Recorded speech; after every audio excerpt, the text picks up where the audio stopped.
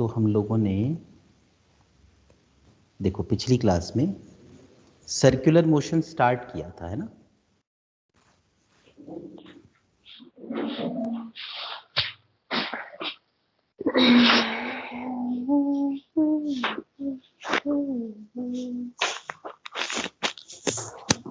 मैं कुछ भी चाहो तो मुझे बुला लेना, ठीक है।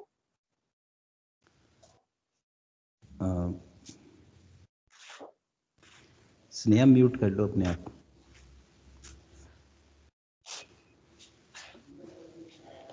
ठीक,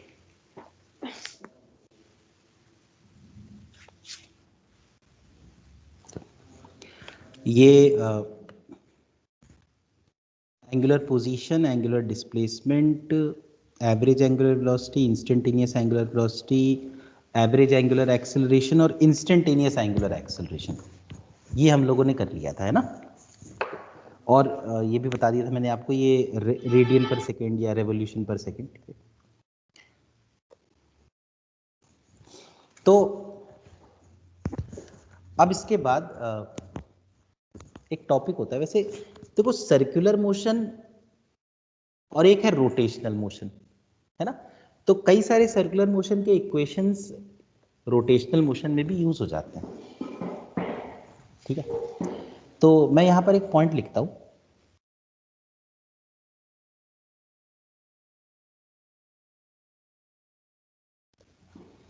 fundamental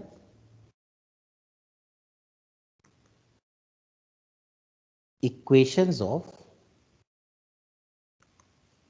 rotation, fundamental equations of rotation. तीन फंडामेंटल इक्वेशंस ऑफ रोटेशन है। सबसे पहला तो ये वाला है कि omega is equal to d theta by D t. when we differentiate theta with respect to time we get omega. दूसरा है alpha is equal to D omega by D T, कि angular acceleration is rate of change of angular velocity. और तीसरा है कि alpha is equal to omega D omega upon D theta.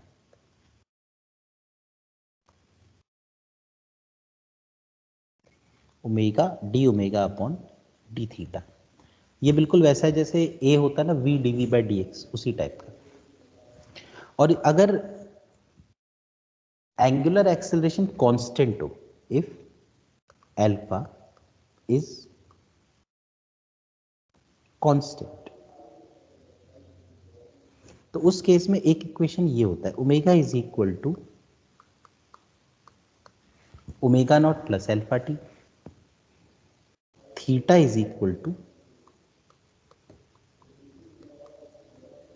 Omega naught T plus half alpha T square, और omega square is equal to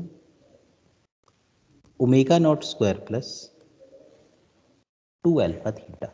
ये बिल्कुल वैसे हैं जैसे v equal to U plus A T, X equal to U T plus half A T square, और V square is equal to u square plus two x. तो ये सब चीजें हैं, जैसे एक थीटा हो गया, एक ओमेगा हो गया और एक अल्फा हो गया, ये चीजें हैं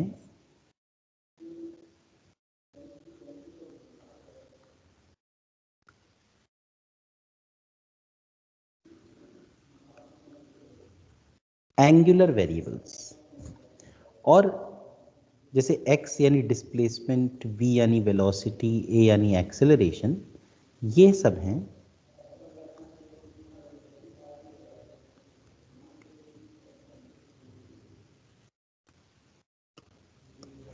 लीनियर वेरिएबल्स। तो हमको ये जो एंगुलर वेरिएबल्स हैं और जो लीनियर वेरिएबल्स हैं इनके बीच रिलेशन निकालना होता है। तो ये एक टॉपिक है,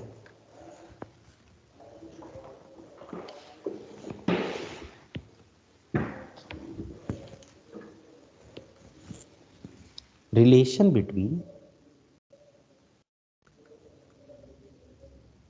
लीनियर एंड एंगुलर वेरिएबल्स।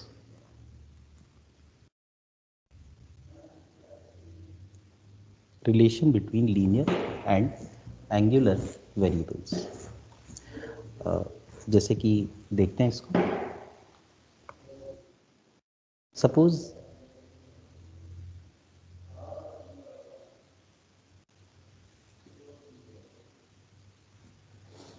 एक पार्टिकल यहां से शुरू करता है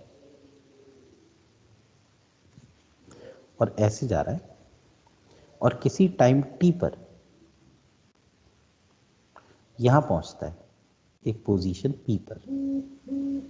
तो अगर मैं ये लाइन बना दूं तो मैं ये कह सकता हूं कि इतना उसका एंगुलर डिस्प्लेसमेंट है, रेडियस r है और ये जो डिस्टेंस है ना आर्क की लेंथ, इसको मैं डिस्टेंस s लिख देता हूं. तो as we know that angle is equal to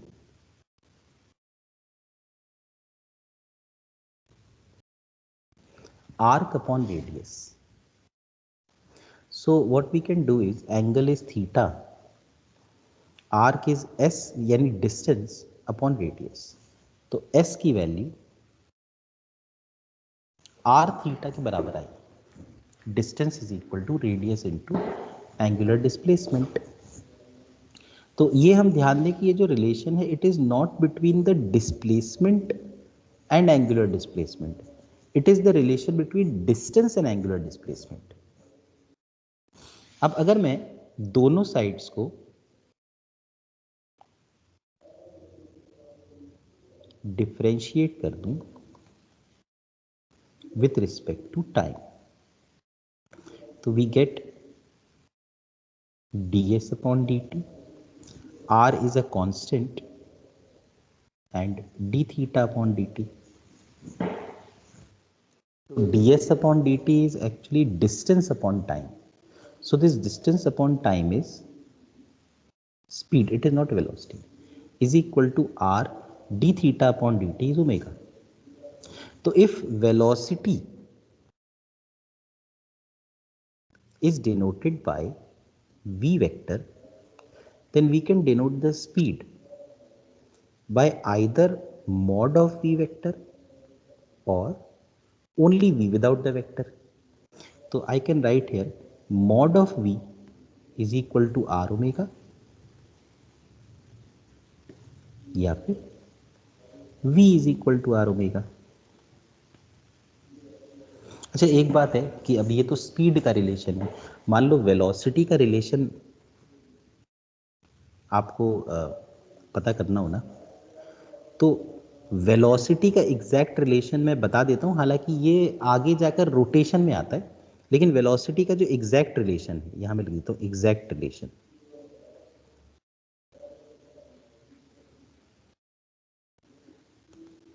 तो एग्जैक्ट रिलेशन होता है v vector is equal to omega vector cross r vector.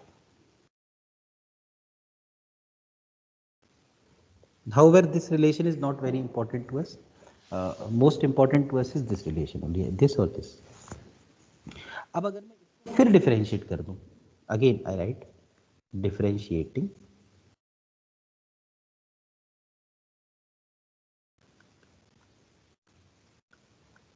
with respect to time. So I can write d by dt of mod v is equal to r and d omega by dt. Now this d by dt of mod v, it actually means rate of change of speed, not rate of change of velocity. Rate of change of speed एक बार मैंने आपको बताया था कि ये कहलाता है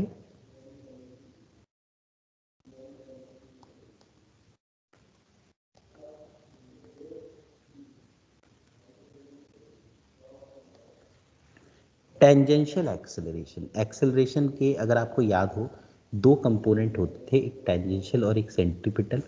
centripetal का काम होता था to change the direction and tangential का काम होता था टू चेंज द मैग्नीट्यूड। तो मैग्नीट्यूड जिस वजह से चेंज हुआ, it is tangential acceleration, at. So I can write here at is equal to r and d omega upon dt is alpha. So the relation which we get is that of tangential acceleration. At is equal to r alpha.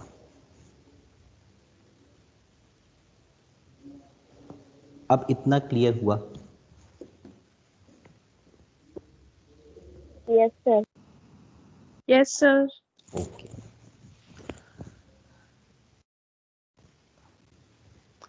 अब आते हैं circular motion पे। ठीक है, tangential acceleration का जो काम होता था वो होता था to change the speed. Circular motion is of two types. First one is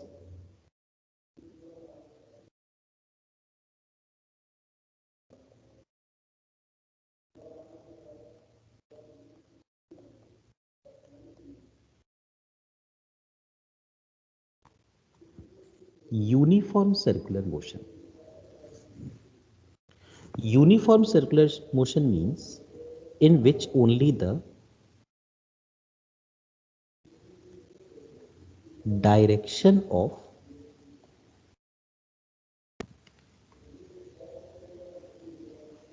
velocity changes, but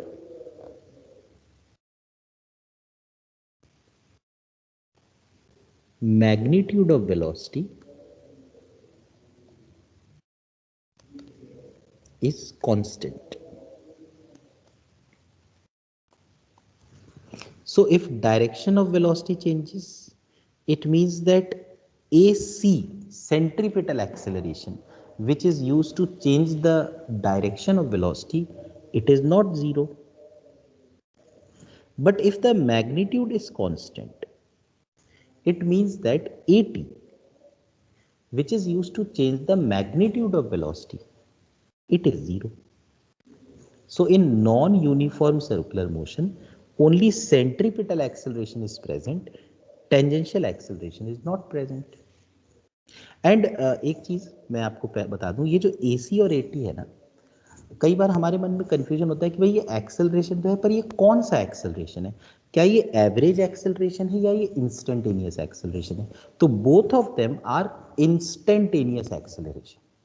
इसलिए अगर कभी कहा जाए कि एक पार्टिकल सर्कल में घूम रहा है और एक पॉइंट से लेकर दूसरे पॉइंट के बीच में एवरेज एक्सेलरेशन निकालो, तो हम लोग कभी भी उसको सेंट्रीपिटल एक्सेलरेशन नहीं कहेंगे, हम लोगों को एवरेज एक्सेलरेशन अलग तरीके से निकालना पड़ेगा। ये AC और AT both are instantaneous acceleration. अगर हम सर्कुलर मोशन की बात करें यूनिफॉर्म, तो और भी कई चीजें हो सकती है। जैसे देखो AT अगर जीरो है तो AT means are alpha, are alpha zero. अब रेडियस तो जीरो हो नहीं सकता, इसका मतलब कि एल्फा जीरो। तो यूनिफॉर्म सर्कुलर मोशन में एंगुलर एक्सेलरेशन जीरो होता है। और हम इसमें क्या लिख सकते हैं? एल्फा होता है d omega by D t. It means that d omega is zero. D omega मतलब चेंज इन ओमेगा, यानी omega final minus omega initial is zero. इसका मतलब omega final is equal to omega initial. तो ये uniform circular motion के कुछ characteristic हैं कि टेंजेंशियल एक्सेलरेशन नहीं होता, एंगुलर एक्सेलरेशन नहीं होता, एंगुलर वेलोसिटी सेम रहती है और स्पीड भी सेम रहती है, क्योंकि omega final is equal to omega initial. अगर मैं दोनों तरफ r से मल्टीप्लाई कर दूं तो r ओमेगा फाइनल मतलब हुआ final speed, r omega initial मतलब हुआ इनिशियल स्पीड, या ऐसे लिख देते हैं मैग्नीट्यूड। तो इसमें मैग्नीट्यूड हमेशा सेम रहता है। तो जो यूनिफॉर्म सर्कुलर मोशन है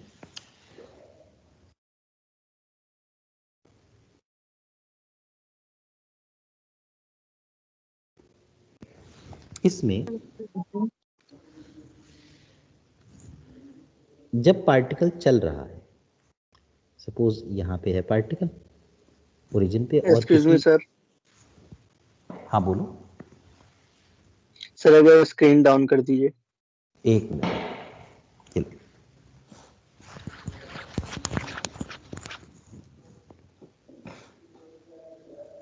थैंक यू सर, डन। हो गया?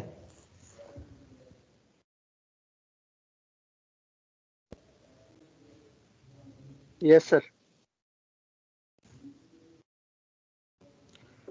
तो मैं ये कह रहा था कि जैसे ये यूनिफॉर्म सर्कुलर मोशन की हम बात कर रहे हैं, पार्टिकल यहाँ से चल रहा है, तो सपोज किसी टी टाइम पर पार्टिकल यहाँ पहुंच गया। अब इस समय टी टाइम पर पार्टिकल का पोजीशन वेक्टर ये है।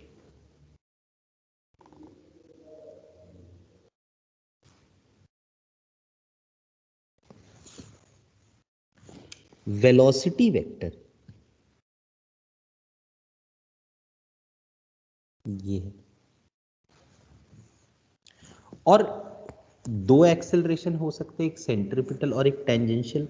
लेकिन अगर यूनिफॉर्म सर्कुलर मोशन हो रहा है तो there will be only centripetal acceleration, तो एसी।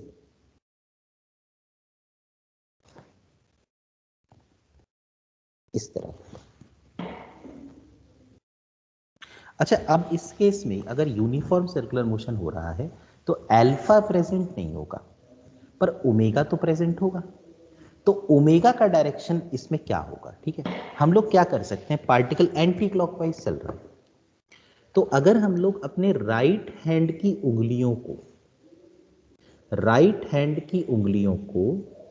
एंटी क्लॉकवाइज घुमाएं, तो जो हमारे अंगूठे का डायरेक्शन है, फिर से बोल रहा हूं, अगर हम अपने राइट हैंड की उंगलियों को एंटी क्लॉकवाइज घुमाएं, तो जो अंगूठे का डायरेक्शन है वो हमें ओमेगा देगा। यानी इस केस में अगर हम अपने राइट हैंड की उंगलियों को ऐसे घुमाएं तो अंगूठे का डायरेक्शन ऊपर की तरफ आएगा, जिसको कि मैं यहां पर एक डॉट से रिप्रेजेंट कर सकता हूं।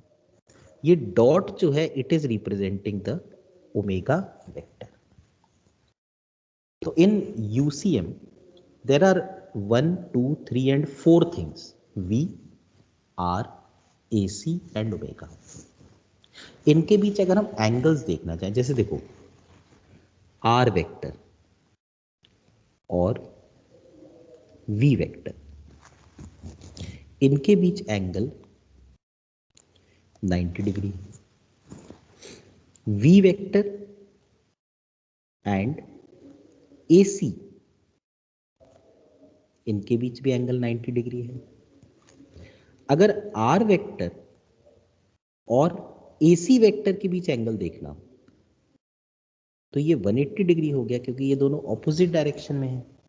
और ओमेगा जो है ना, ये इन तीनों से परपेंडिकुलर है। Omega is perpendicular to r, v and AC। AT is not present.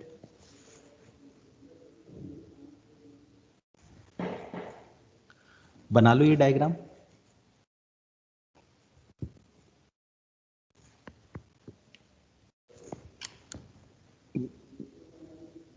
Done, sir.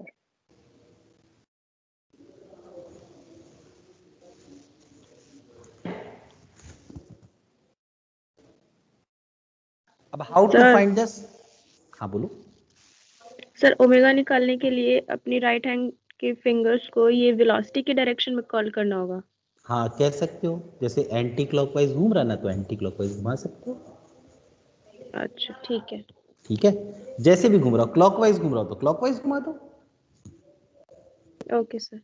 ठीक है,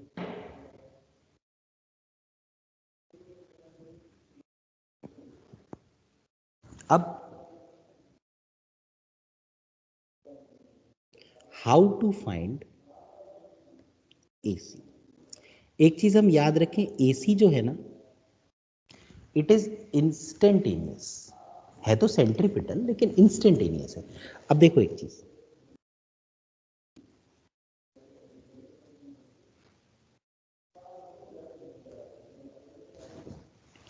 एक पार्टिकल यहां पे है टाइम 0 पे और इस तरीके से घूम रहा है, तो अभी इसकी वेलोसिटी इस तरफ होगी v। अगर यूसीएम है तो इस वेलोसिटी का मैग्नीट्यूड तो चेंज होना नहीं है, सिर्फ डायरेक्शन चेंज होना है, ठीक है। अब अगर मैं बात करूं बहुत छोटे टाइम इंटरवल की, क्योंकि इंस्टेंटेनियस है ना, बहुत छोटे टाइम इंटरवल की, तो बहुत छोटे टाइम इंटरवल में पार्टिकल चल भी बहुत जरा सा पाएगा। तो मान लो पार्टिकल यहां से यहां पहुंच जाता है, ये जो डिस्टेंस है ये वाला, तो ये एंगल बहुत जरा सा होगा, इसको भी मैं डी थीटा कह सकता हूं, और वेलोसिटी इस केस में ये हो जाएगी।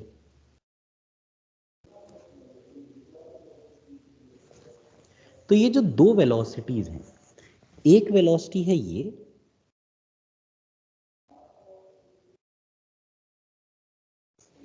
एक और वेलोसिटी है ये,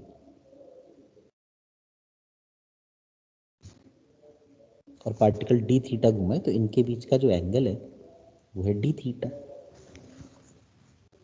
अब सेंट्रीपिटल एक्सेलरेशन, क्योंकि टेंजेंशियल तो है ही नहीं, तो जो टोटल एक्सेलरेशन है वो सेंट्रीपिटल ही है, तो जो भी एक्सेलरेशन है वो सेंट्रीपिटल ही है। It is simply dv by dt, rate of change of velocity, क्योंकि मैग्नीट्यूड तो चेंज ही नहीं हो रहा, सिर्फ डायरेक्शन चेंज हो रहा है। अब dv देखो कैसे निकालें, dv का मतलब difference of the two velocities. तो मैंने एक बार आपको वेक्टर्स में पढ़ाया था कि अगर दो वेक्टर्स का मैग्नीट्यूड सेम हो तो उनका जो डिफरेंस होता है ना वो 2v साइन थीटा बाई 2 होता है। तो इसको हम लिख सकते हैं 2v sign D theta by 2।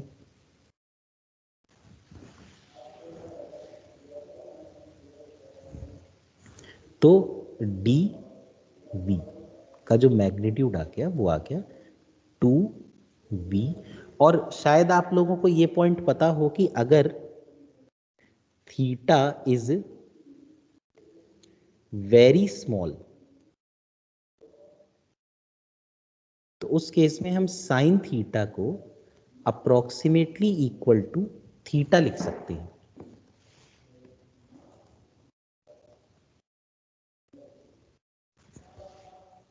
तो ये साइन डी थीटा बाई 2 है, यहां थीटा बहुत छोटा है, डी थीटा बाई 2, तो मैं साइन डी थीटा बाई 2 को अप्रोक्सीमेटली सिर्फ डी थीटा बाई 2 लिख देता हूं। तो ये देखो ये कैंसिल हो जाएगा, तो dv का जो मैग्नीट्यूड आया, चेंज इन वेलोसिटी का जो मैग्नीट्यूड आया वो v इंटू डी थीटा आया। तो ये AC का जो मैग्नीट्यूड है dv ऊपर मतलब v इंटू डी थीटा और अपॉन dt। अब आप देख सकते हैं D theta upon D T क्या होता है, ओमेगा। तो सेंट्रीपिटल एक्सेलरेशन का जो फॉर्मूला आया v इंटू ओमेगा, ये आ गया। अब अगर मैं यहां पर v को आर ओमेगा रख दूं तो सेंट्रीपिटल एक्सेलरेशन आ जाएगा आर ओमेगा इंटू ओमेगा, यानी कि सेंट्रीपिटल एक्सेलरेशन आ जाएगा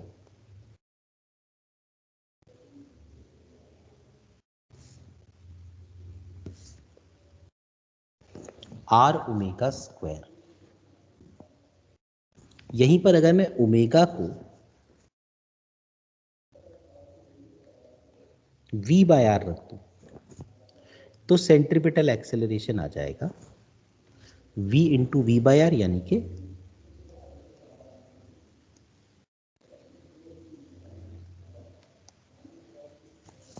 तो ये तीन फॉर्मूले हो गए, एक तो वी ओमेगा, एक आर ओमेगा स्क्वायर और एक वी स्क्वायर बाय आर। अब इतना देखो और कॉपी कर लो, और कोई डाउट हो तो बता लो। सर ये जो पहला पॉइंट लिखे हुए हैं acceleration, tangential acceleration is equal to centripetal acceleration. नहीं, tangential acceleration equal to centripetal कहाँ लिखा है? ये this is not tangential, this is the total acceleration ना। Okay sir. है ना, टेंजेंशियल तो है ही नहीं इस केस में, क्योंकि स्पीड तो बदल ही नहीं रही।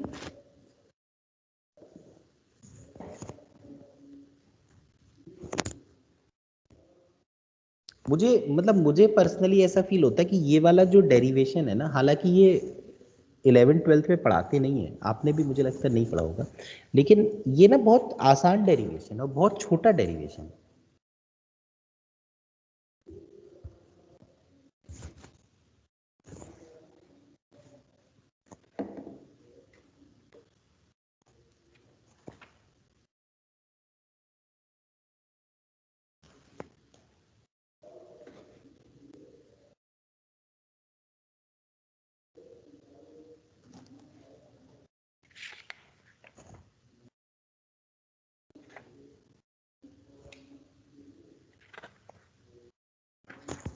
अच्छा, मैंने आपको कभी इसी चैप्टर में वो पढ़ाया है, radius of curvature, circle of curvature?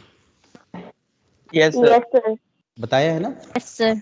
ये जो Yes, sir. आर है ना यहाँ पे आर, अगर तो पार्टिकल सही में ही सर्कल में घूम जाए तो वो रेडियस ही है, लेकिन अगर वो किसी कर्व्ड पाथ में घूमे तो शायद मैंने आपको बताया था कि उसको आप कोई सर्कल मान सकते हैं, वो सर्कल ऑफ कर्वेचर होता सर है आपने बताया और था। उसी का Yes, sir. Radius yes sir बताया Yes, था। कभी sir. अगर कभी अगर पूछा जाए ना कि भाई रेडियस ऑफ कर्वेचर बताओ, शायद उसका भी फॉर्मूला बताया होगा, एक्चुअली मुझे याद नहीं मैंने बताया कि नहीं, पर मैं बताता हूँ इसलिए मुझे लगता है मैंने बताया होगा। ठीक है,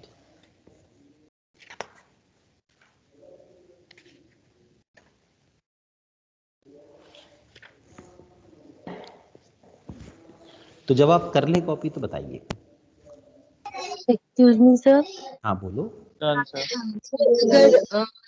अगर मतलब सेंट्रीपिटल एक्सेलरेशन के साथ साथ अगर टेंजेंशियल एक्सेलरेशन भी हो तो तो अगर फिर बेटा मतलब वो वेक्टर यूनिफॉर्म माइनस के सर्कुलर मोशन टाइम नहीं होगा ना, अभी पढ़ेंगे वो भी, वो होगा अगर सर वैसा होगा तो मतलब अभी मतलब पढ़ेंगे ना। माइनस वेक्टर अगर माइनस करेंगे तो फिर मतलब मैग्नीट्यूड दोनों का अलग अलग लेके वो रूट अंडर हाँ मतलब हाँ वो हाँ, बिल्कुल बिल्कुल बिल्कुल सही कह रही हो तुम, फिर V1 और V2 हो जाएगा, है ना? यस सर यस हाँ सही है।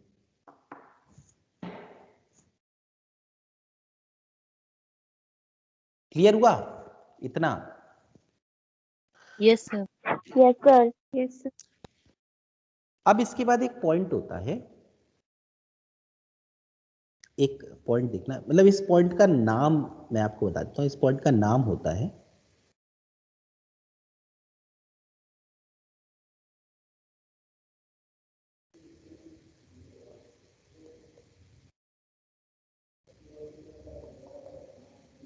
Parametric equations of UCM. Parametric equations का मतलब होता है कि अगर हम कभी किसी पार्टिकल के x coordinate, y coordinate, z coordinate इनको टाइम के टर्म्स में दें तो these are called the parametric equations. अब देखो, एक पार्टिकल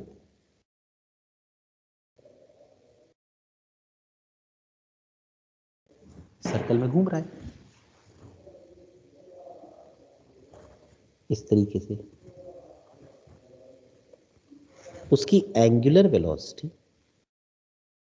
कांस्टेंट है क्योंकि यूसीएम है, एंगुलर वेलोसिटी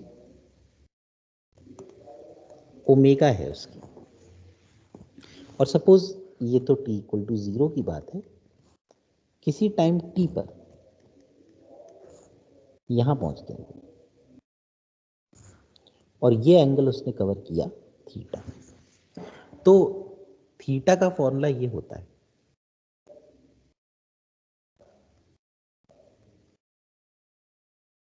अब चूंकि यूसीएम है तो अल्फा तो 0 है और एंगुलर वेलोसिटी ओमेगा नॉट जो है वो ओमेगा है क्योंकि कांस्टेंट है ओमेगा, ठीक है? तो we can write theta is equal to omega t, alpha is 0, तो ये थीटा की वैल्यू हो गई।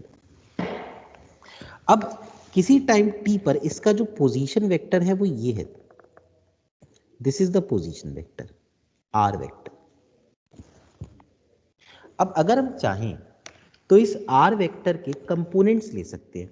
जैसे अगर मैं चाहूं तो मैं इसके दो कंपोनेंट्स लिख सकता हूं, एक तो ये वाला जिसको कि मैं एक्स वेक्टर कह देता हूं, और एक ये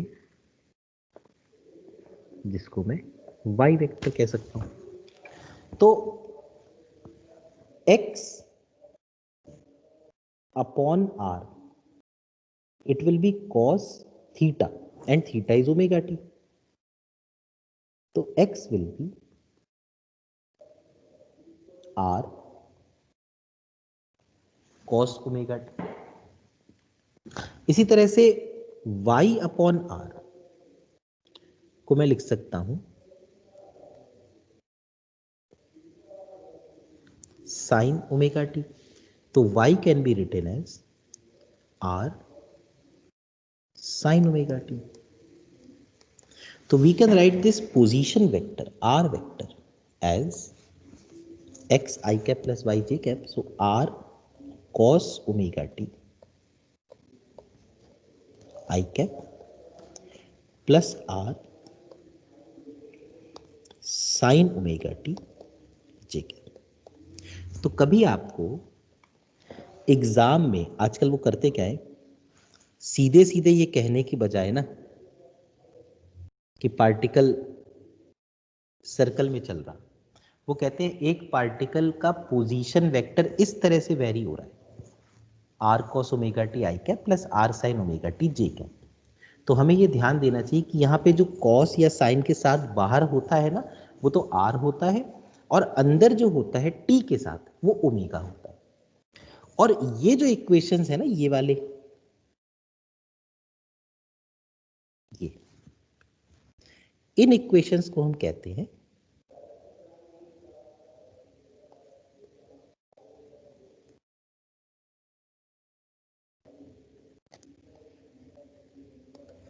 पैरामेट्रिक कोऑर्डिनेट्स। क्लियर हुआ? Yes sir. अभी हम इनके ऊपर ना जब सवाल करेंगे ना तो आपको समझ में आएगा, क्योंकि आजकल मैंने ये देखा है वो सीधा सीधा ये कहते ही नहीं कि पार्टिकल सर्कल में चल रहा, वो इसी तरह से कुछ कुछ देता है।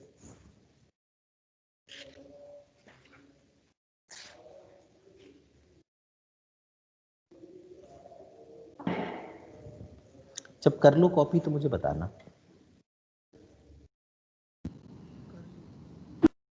अब वैसे चाहो तो वेलोसिटी भी निकाल सकते हो, आर को डिफरेंशिएट कर दो तो वेलोसिटी आ जानी है। एक्सेलरेशन भी निकाल सकते हो, इसको एक बार और डिफरेंशिएट कर देना तो एक्सेलरेशन आ जाएगा।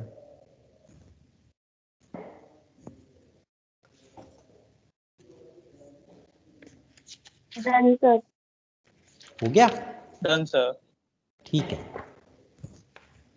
No sir.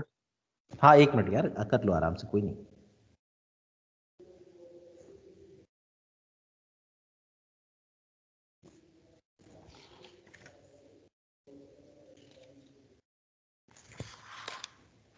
Excuse me sir. Yes बोलो अबूजर। सर एक बार इसका डायग्राम एक बार दोबारा से एक्सप्लेन कर दीजिए, नेटवर्क इशू की वजह से समझ में नहीं आ ये तो देखो सर्कल तो दिख ही रहा तुमको, t इक्वल टू 0 पे पार्टिकल दिख रहा होगा, Yes, इसी sir. टाइम t पे यहाँ पहुंच गया, तो पोजीशन वेक्टर देखो रेड कलर से बनेगा ना, रेड कलर से पोजीशन वेक्टर। Yes sir. अब वो कुछ थीटा एंगल बना रहा है तो उसको एक्स आई कैप और वाई जे कैप तो लिख ही सकते हैं। Okay sir.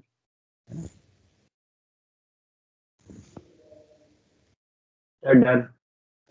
ठीक है, हो गया, हो गया ना सबका? Yes sir. यस इसके सर। अलावा एक Yes, दो बड़े sir. सिंपल सिंपल से पॉइंट्स हैं, जैसे कि एक है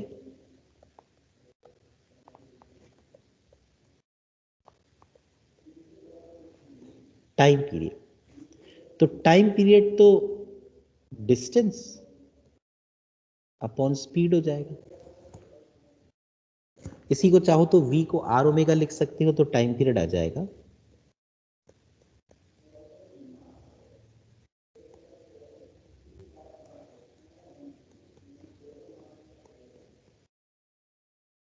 टू पाई अपॉन ओमेगा।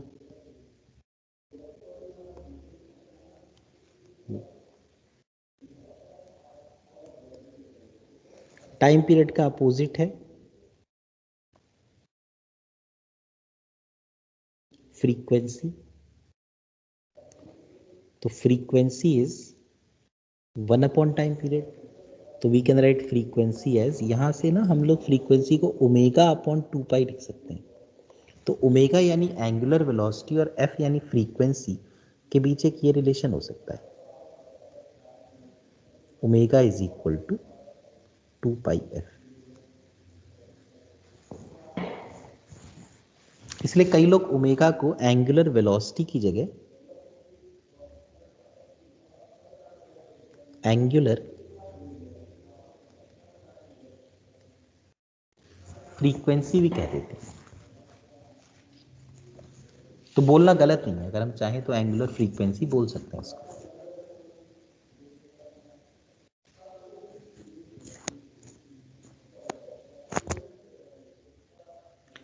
तो यूनिफॉर्म सर्कुलर मोशन में बस इतना ही था।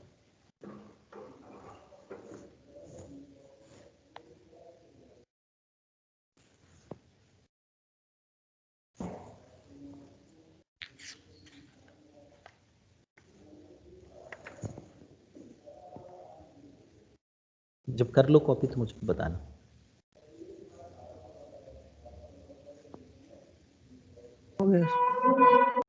Done sir. ओके, तो अगला हमारा टॉपिक है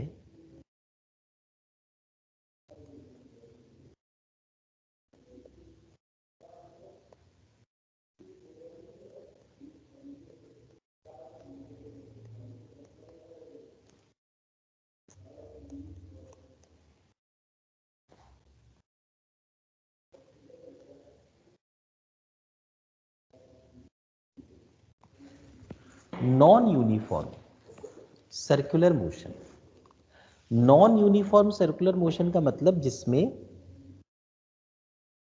speed is variable, either speed can increase और स्पीड कैन डिक्रीज।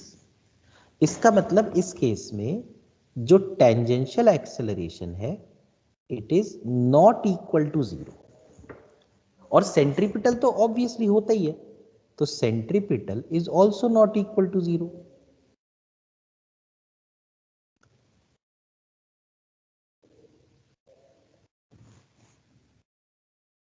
तो नॉन यूनिफॉर्म सर्कुलर मोशन जिसका छोटा फॉर्म हो गया NUCM, इसमें दो तरह के पार्ट हो सकते हैं। एक हो सकता है NUCM विथ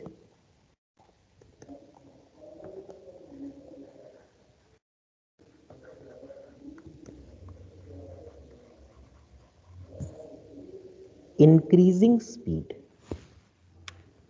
अगर स्पीड बढ़ रही हो तो क्या होगा, जैसे ये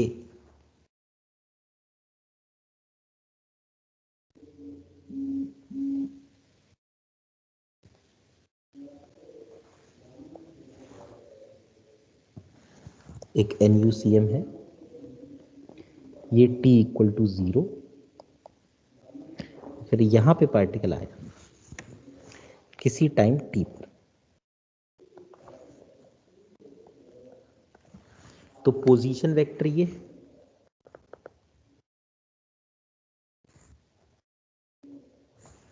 वेलोसिटी वेक्टर ये है। अब यहां पर दोनों एक्सेलरेशन प्रेजेंट होंगे, सेंट्रीपिटल भी और टेंजेंशियल भी। अगर हम टेंजेंशियल एक्सेलरेशन की बात करें तो जो टेंजेंशियल एक्सेलरेशन है वो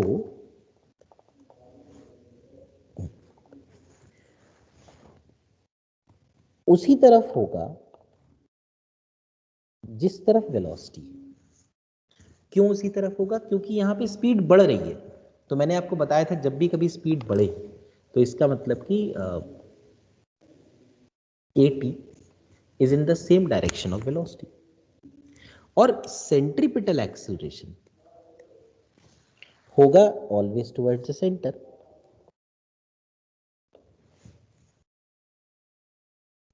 तो एक AT है और एक AC है, दोनों को मिलाकर जो नेट बनेगा वो ऐसे बन जाएगा।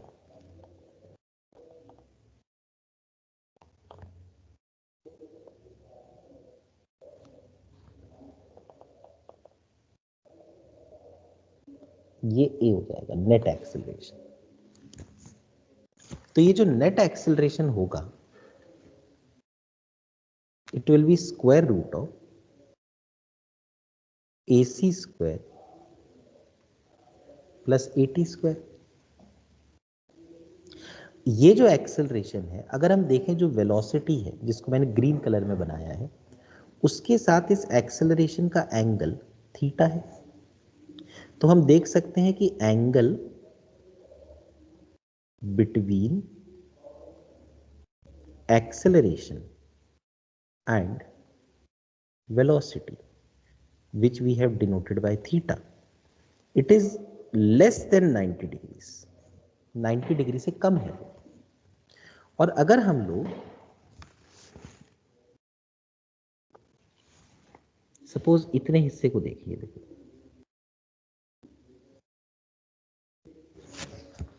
तो इतने हिस्से में अगर मैं tan थीटा निकालता हूं तो tan थीटा मुझे मिलेगा परपेंडिकुलर अपॉन बेस, यानी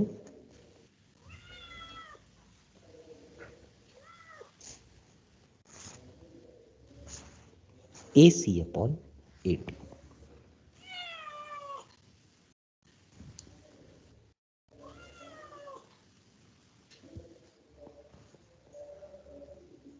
अब देख लो ये वाला पार्ट क्लियर हुआ?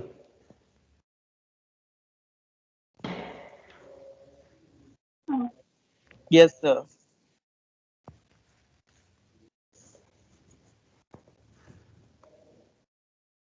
एक और NUCM होता है, NUCM विथ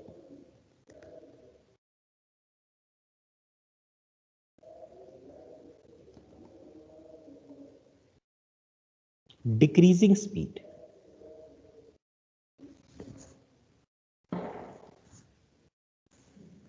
जब स्पीड डिक्रीज हो रही तो उस केस में बस एक फर्क पड़ता है कि जो टेंजेंशियल एक्सेलरेशन होता है उसका डायरेक्शन वेलोसिटी का अपोजिट हो जाता है। मतलब कि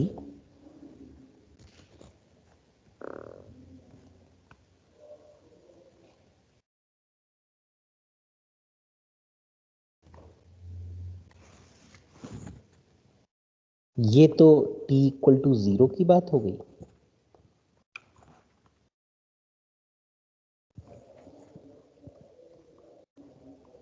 ये कोई टाइम t हो गया। दिस इज पोजीशन वेक्टर,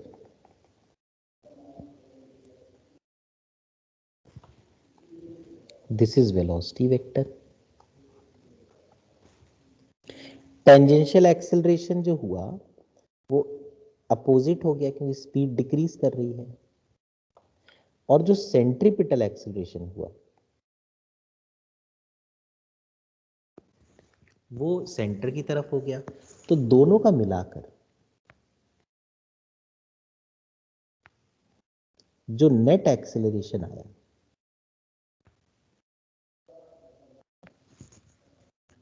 वो आप देखिए वेलोसिटी के साथ जो एंगल बना रहा है ना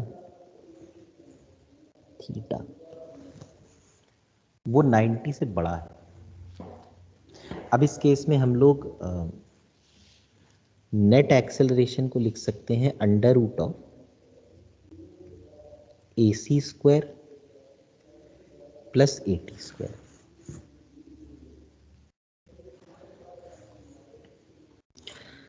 यहाँ पे आप अगर इस ट्राइंगल को देखेंगे ना, ये वाला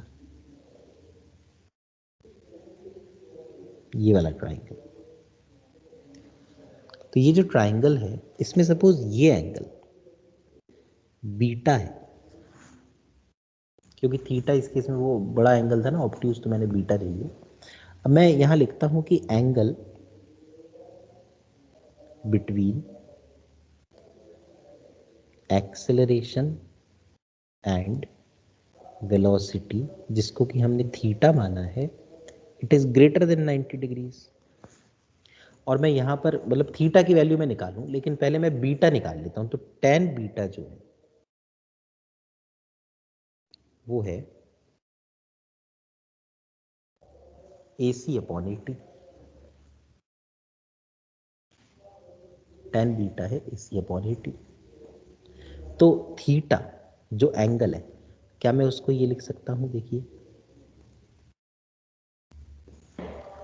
180 minus beta. So this is about the NUCM, non-uniform circular motion with decreasing speed. कर लो कॉपी।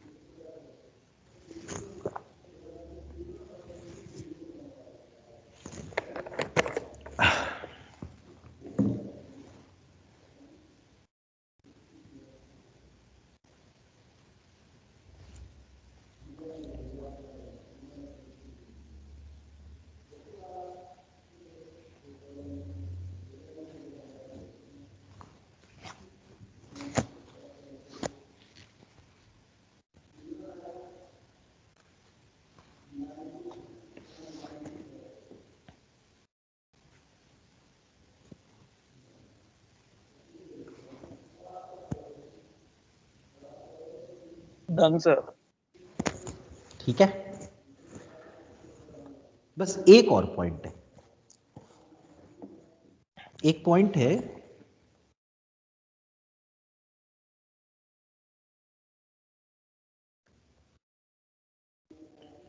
रिलेटिव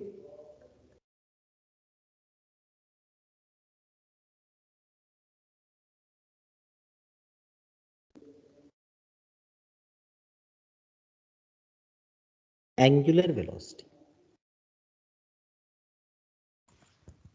जैसे मान लो कभी दो पार्टिकल्स दिए हो, एक पार्टिकल है 1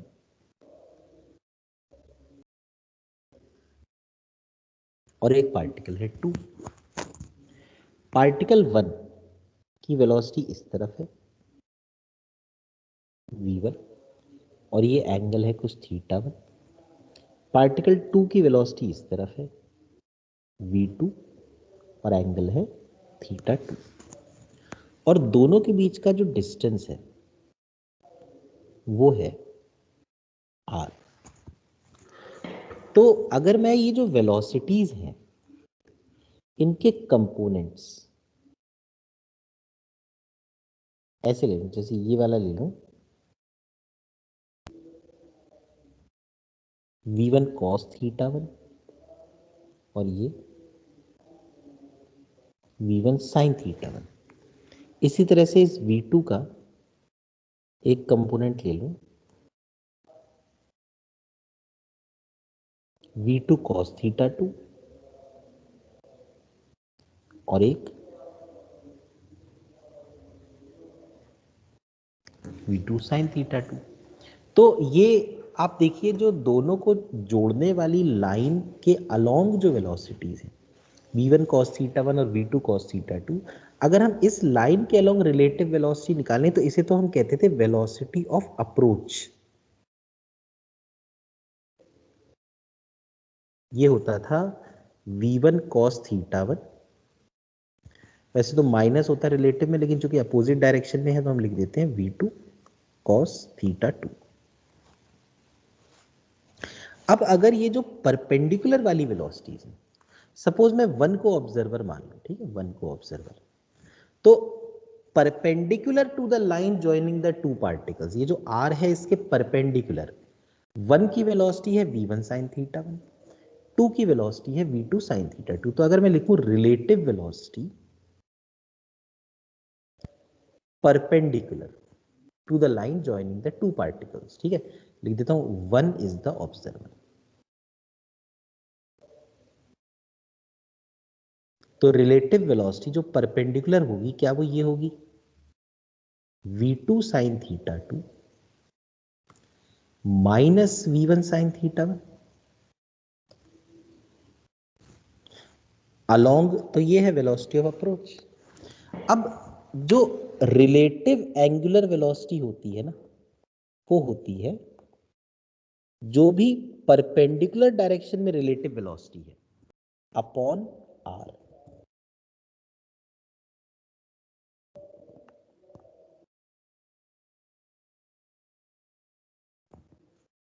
this is the formula of omega relative, यानी इसको हम लिख सकते हैं v2 sin θ2 minus v1 sin θ1 upon r। कर लो इसको कॉपी, और कोई डाउट हो तो मुझे बताना।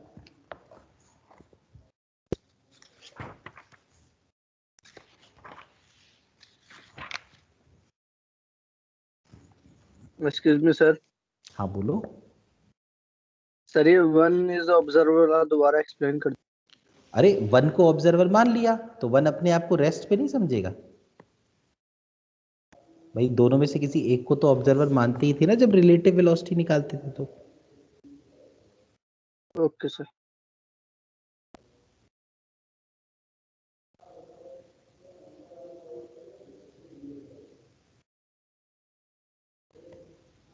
क्या हुआ अबूजर, नहीं समझ में आया? ओके सर, आ गया। अच्छा,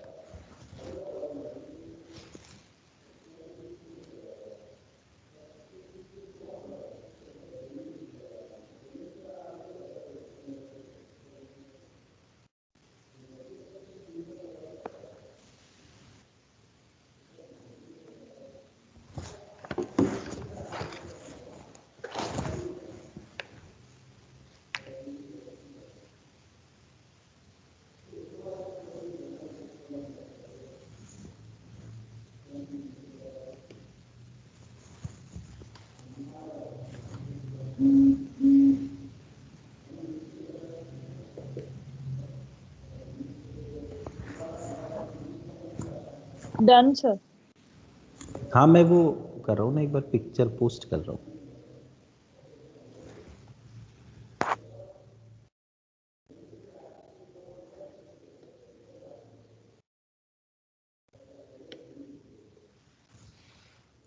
सर थोड़ा स्क्रॉल डाउन कर।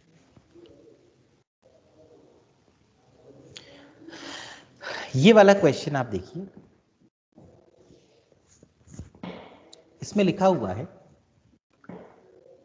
Tangential acceleration of a particle moving on a circular path of radius 1 meter varies with time as shown. The time after which the total acceleration makes an angle of 45 degree with the velocity is and particle starts from rest. अब हम इस diagram को देखें तो हमें ये साफ दिख रहा है कि ये एक सीधी लाइन है जो ओरिजिन से पास हो रही है और 60 डिग्री का एंगल बना रही है।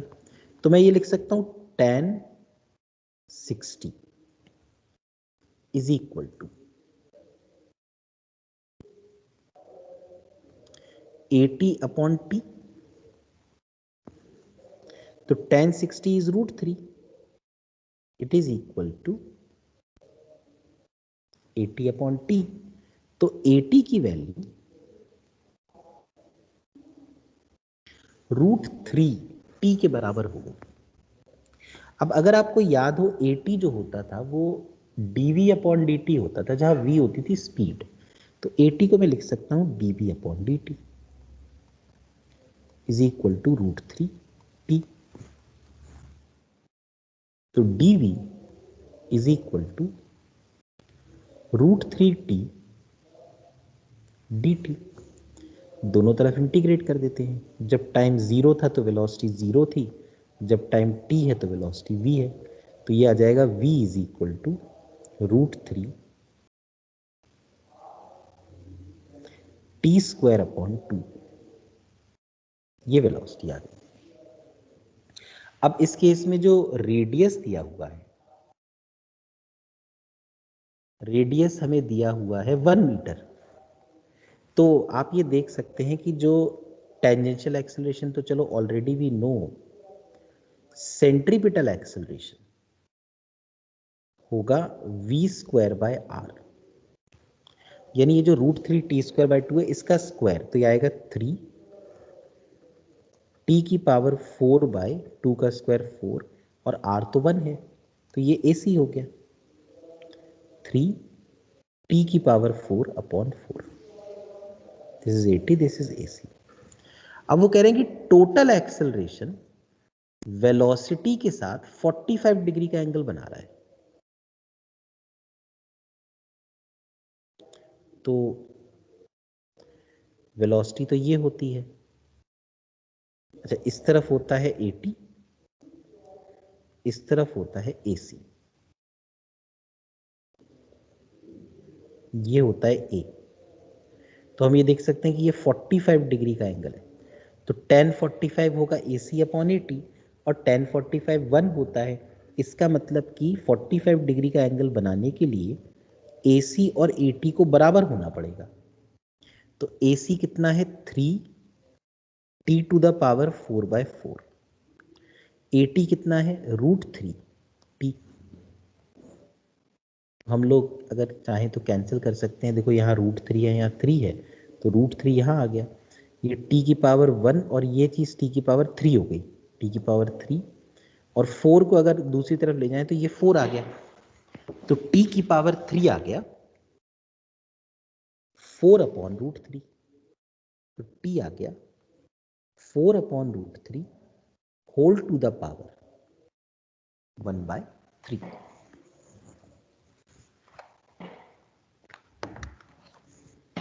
देख लो, कोई डाउट हो तो बताना मुझे।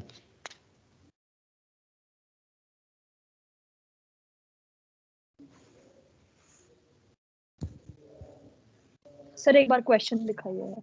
एक मिनट।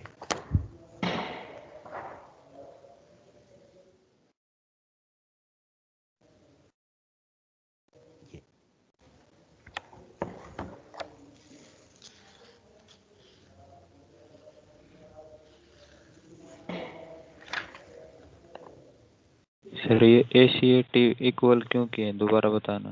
भाई tan 45 इज इक्वल टू होता है tan थीटा, क्या होता था AC/80 होता था, यस सर। और थीटा 45 है तो tan 45 is equal to AC/80, ठीक है सर। है ना। तो समझ गए ना। हाँ जी।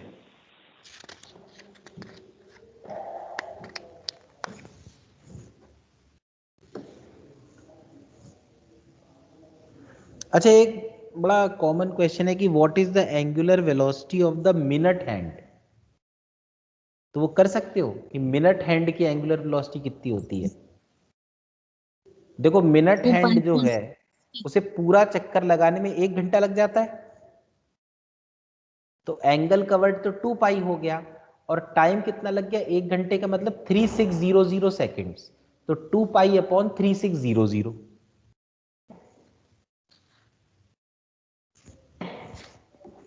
ठीक है ना। Yes sir.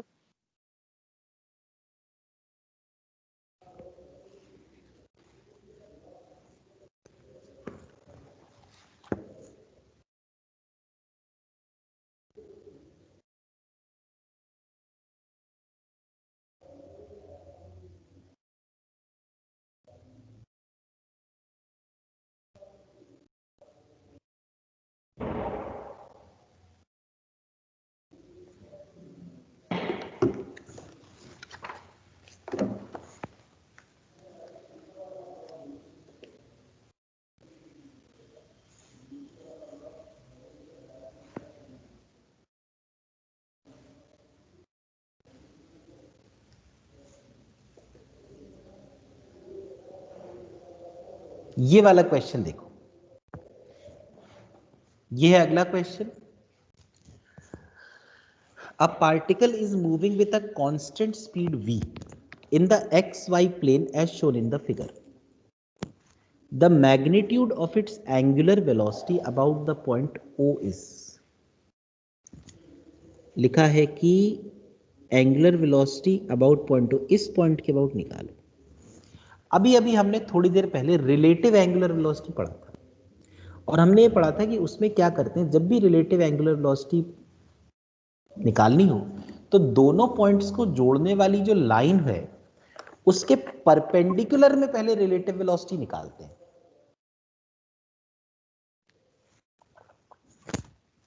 अब यहां पर एक पॉइंट तो ओरिजिन है,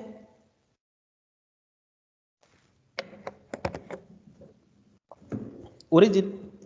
दूसरा पॉइंट ये है जहां पार्टिकल अभी है। पहली चीज तो हमें दोनों को जोड़ देना चाहिए।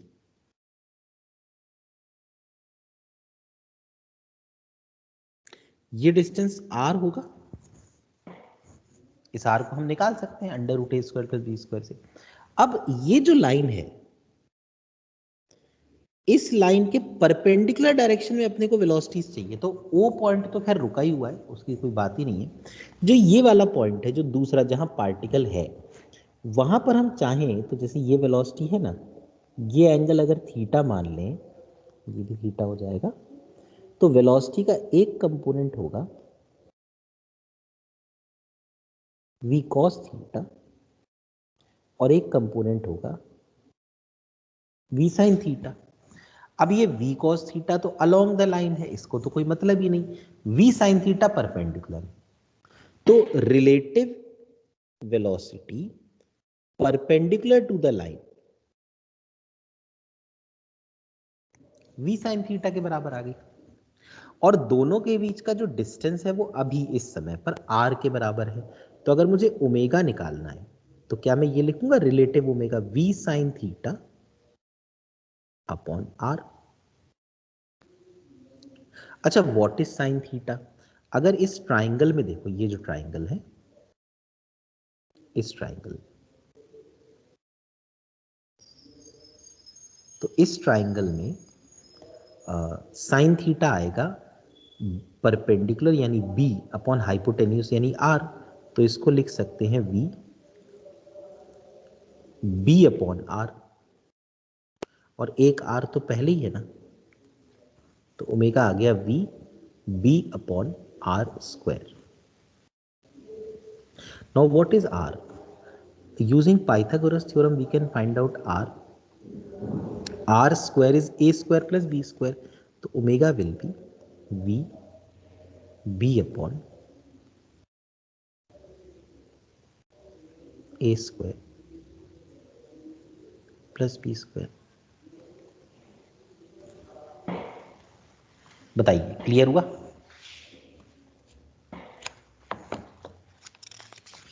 Yes sir.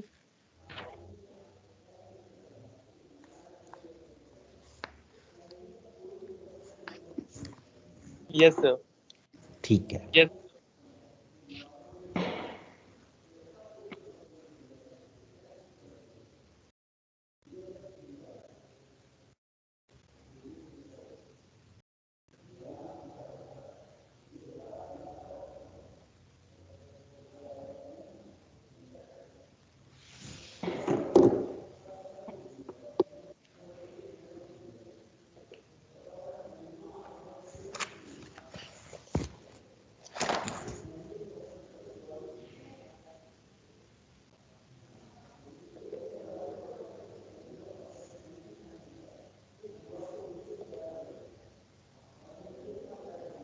ये देखो, अगला सवाल है, a particle is projected from the ground at an angle theta with the horizontal with speed u. The ratio of radius of curvature of its trajectory, radius of curvature at the point of projection to the radius of curvature at the maximum height is. तो एक particle को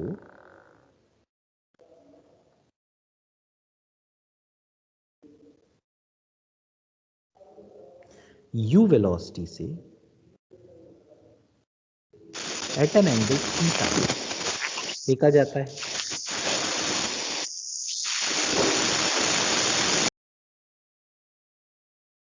एक particle को u velocity से eight an angle theta फेंका जाता है, तो वो इस तरह से जाएगा। अब ये जो पॉइंट ऑफ प्रोजेक्शन है, पॉइंट ऑफ प्रोजेक्शन पे वेलोसिटी इज u और acceleration as we know it is only acceleration due to gravity. तो acceleration due to gravity will be this 1/cos³ theta. g, acceleration due to gravity will be g। तो हम लोग सबसे पहले तो देखें कि यहाँ पर वेलोसिटी और एक्सेलरेशन कुछ पर्टिकुलर एंगल पे हैं। तो मैं क्या करता हूँ, मैं यहाँ पे देखो एक ये लाइन बना लेता हूँ, एक ये लाइन बना लेता हूँ। अब ये थीटा है तो ये वाला 90 माइनस थीटा और ये थीटा। तो g का एक कंपोनेंट इस तरफ आया g cos थीटा और एक कंपोनेंट आया g sin थीटा। तो ये जो g cos थीटा है ना, ये है सेंट्रीपिटल एक्सेलरेशन क्योंकि ये वेलोसिटी के परपेंडिकुलर है, और जो ये g sin थीटा है ये है टेंजेंशियल एक्सेलरेशन। तो हम लोग g cos थीटा को लिख सकते हैं u²/r1, जहां r1 हो गया रेडियस ऑफ कर्वेचर। तो r1 को क्या लिख सकते हैं,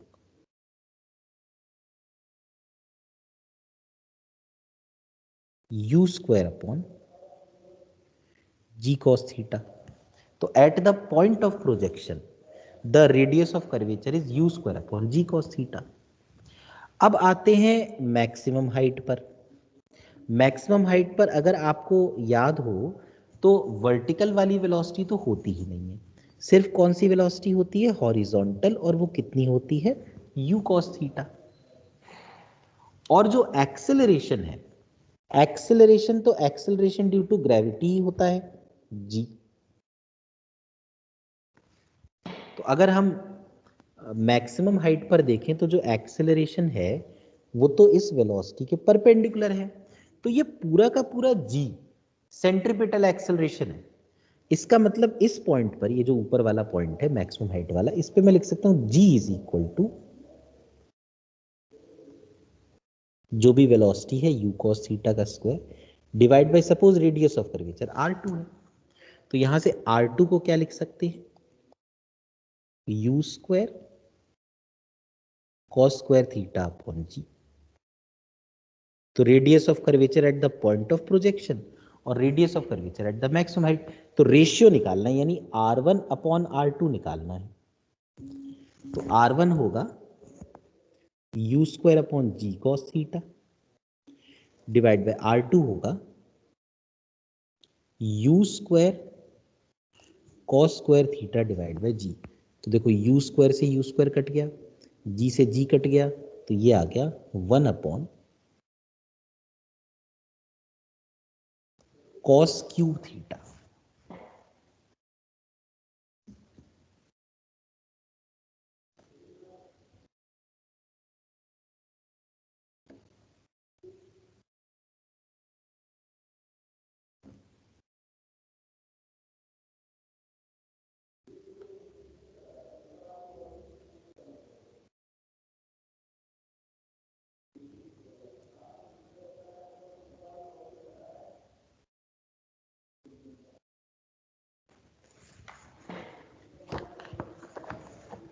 हो गया clear? Yes sir. Yes sir. Sir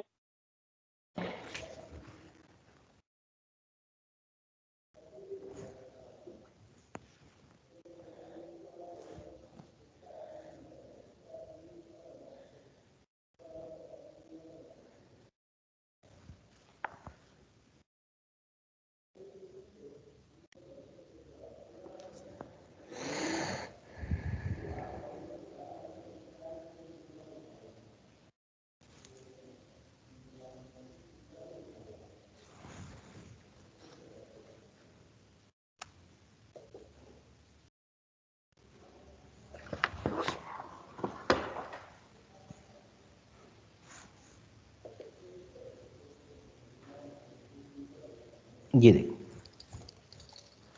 a particle is moving in, ये नेक्स्ट क्वेश्चन है, a particle is moving in the XY plane in a circular path with center at the origin. If at an instant the position of the particle is given by 1 by root 2 I cap plus j cap, then velocity of the particle is along first, second, third and fourth. Particle ऐसे चल रहा है एक circle में, ये है x axis, ये है y एक्सिस। अब इन्होंने जो पोजीशन वेक्टर ये दे रखा है 1 by root 2 I cap plus j cap, तो इसका मतलब आई कैप है और प्लस जे कैप और 1 बाय रूट 2 है। आई कैप का मतलब हो गया पॉजिटिव एक्स एक्सिस, जे कैप मतलब पॉजिटिव वाई एक्सिस, और दोनों में जो साथ में नंबर लगा हुआ है वो सेम है, तो ये ऐसा होगा।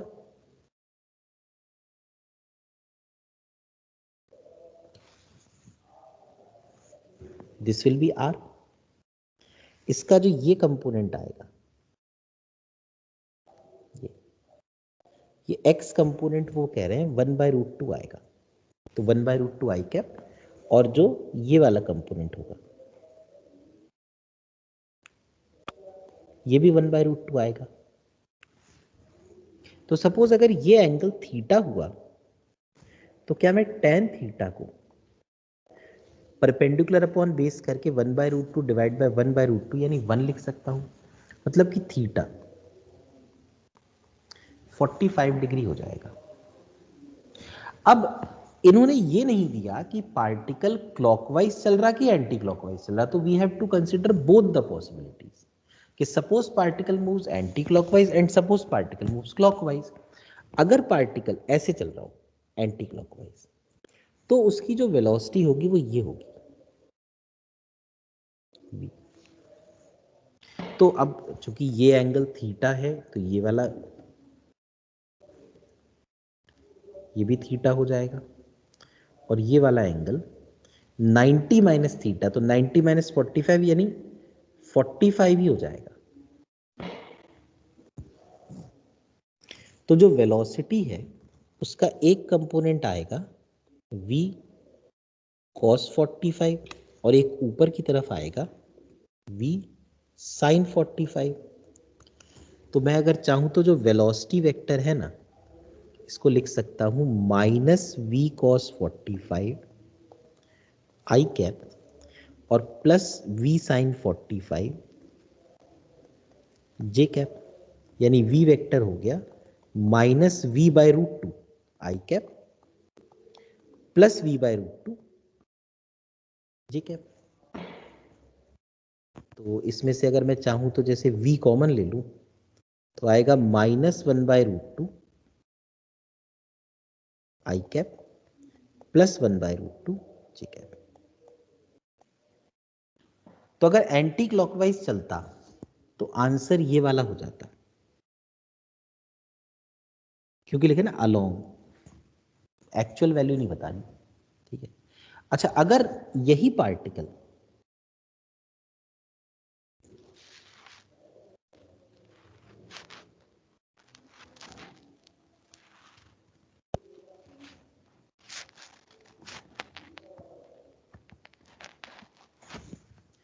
फोर्टी 45 डिग्री का एंगल, वेलोसिटी अगर ऐसे चलता क्लॉकवाइज तो वेलोसिटी ये होती। तो यहां जैसे मैं x और y बना देता तो ये भी एंगल 45 हो जाता। तो फिर v का जो कंपोनेंट होता ना, एक ये वाला कंपोनेंट होता v cos 45 और एक कंपोनेंट होता v sin 45। तो वेलोसिटी वेक्टर इस केस में होता v cos 45 I cap minus v sin 45 J cap. तो इसमें से देखो फिर v कॉमन लेते तो आता 1 by root 2 I cap minus 1 by root 2 J cap. तो ये आ जाता है। तो it depends on whether the particle is moving clockwise और एंटी क्लॉकवाइज। तो चूंकि उन्होंने दे नहीं रखा ना, इसलिए इसका सही आंसर हो जाएगा आइदर 1 और 2। अब कोई अगर डाउट हो तो बताओ। No sir.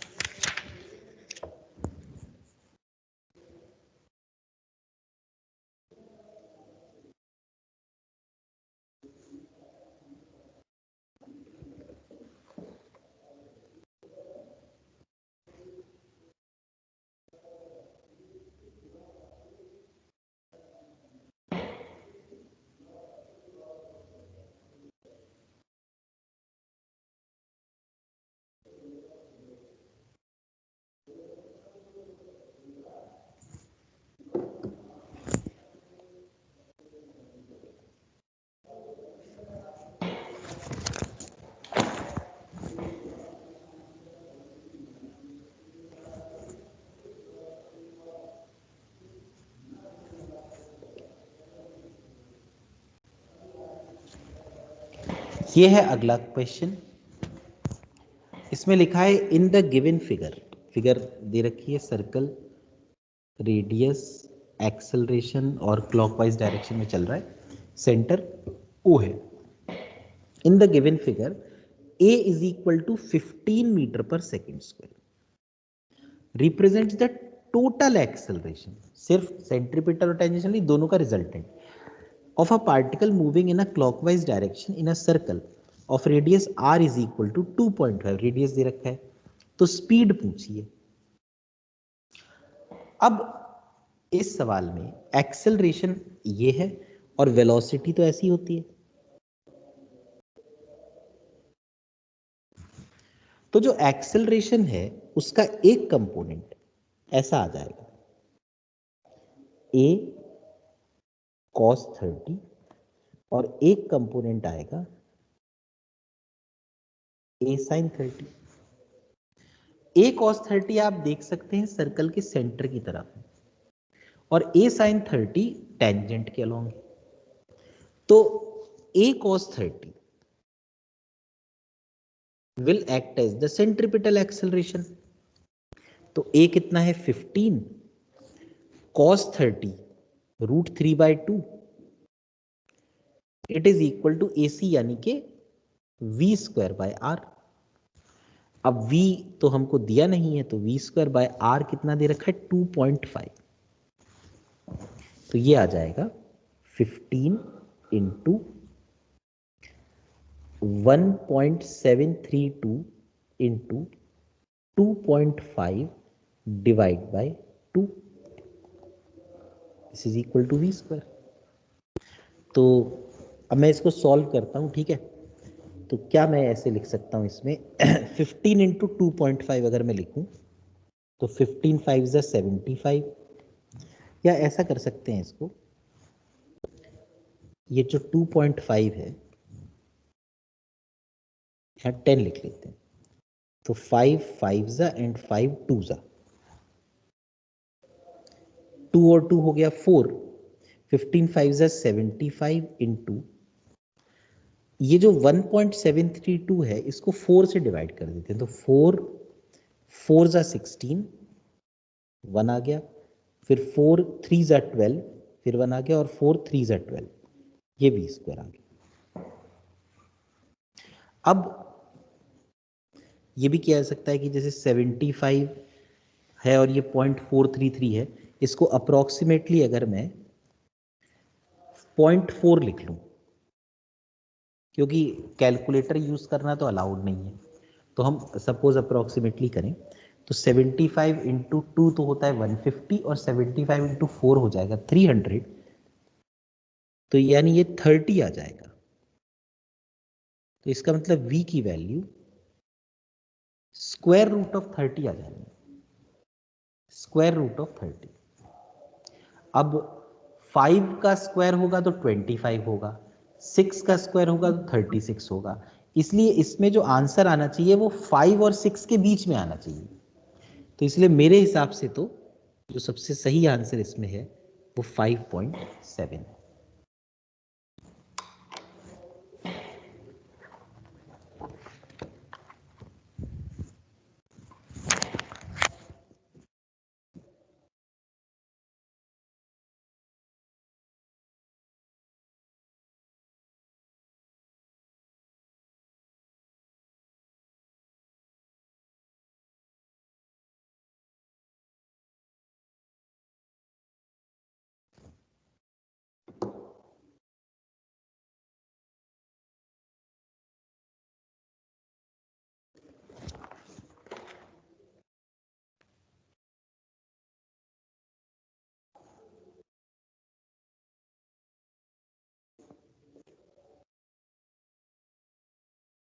ये वाला क्वेश्चन देख लीजिए।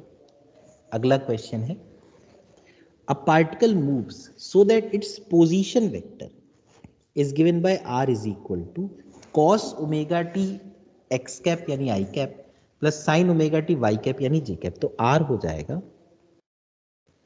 1 cos omega t i cap plus 1 sin omega t j cap. अब इसको अगर मैं देखूं, और जो मैंने इक्वेशन लिखी थी पैरामेट्रिक इक्वेशन, वो ये लिखी थी r cos omega t i cap plus r sin omega t। तो मुझे साफ साफ दिख रहा है कि रेडियस 1 है। अब लिखा है which of the following is true, तो यूसीएम है। Velocity is perpendicular to r, ये तो सही है। Acceleration is directed away from the origin, ये गलत है। तो जो गलत स्टेटमेंट है उसे मैं रेड से मार्क कर देता हूं, ठीक है। Velocity and acceleration both are perpendicular to r, ये भी गलत है, क्योंकि वेलोसिटी तो r के परपेंडिकुलर होती है, एक्सेलरेशन परपेंडिकुलर नहीं होता। Velocity and acceleration both are parallel to r, ये भी गलत है, क्योंकि वेलोसिटी तो पैरेलल नहीं होती, वो तो परपेंडिकुलर होती है। तो ऑब्वियसली फोर्थ ही सही होना चाहिए, लेकिन लिखा है velocity is perpendicular to r, ये तो सही है। Acceleration is directed towards the origin, ये भी सही है।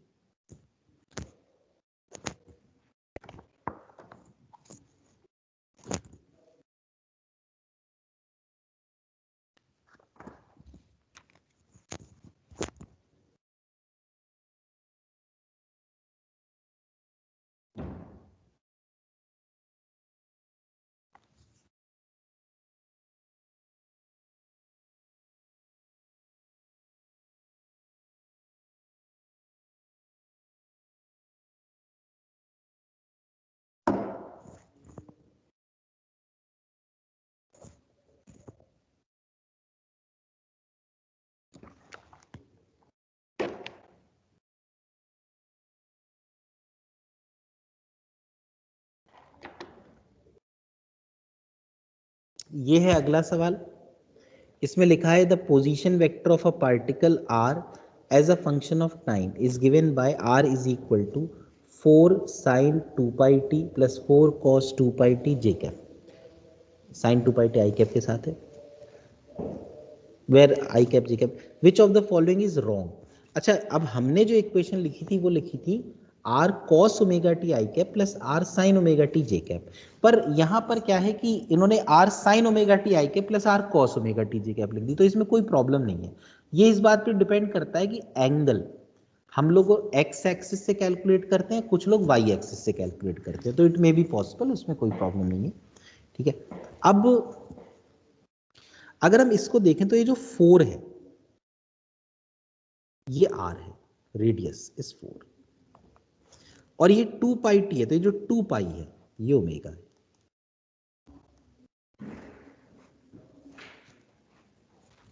तो पूछा है कि path of the particle is a circle of radius 4 metre, ये तो सही है, रेडियस 4 है। Acceleration is along minus r, ये भी सही है। Magnitude of acceleration is v square by r, ये भी सही है, सर्कुलर मोशन में होता है ऐसा। और magnitude of velocity is 8 metre per second, ये गलत है, इसलिए गलत है क्योंकि v is equal to r omega होता है, तो v is equal to r कितना है 4 और ओमेगा कितना है 2 पाई, तो v बन जाएगा 8 पाई। तो वेलोसिटी 8 पाई होनी चाहिए।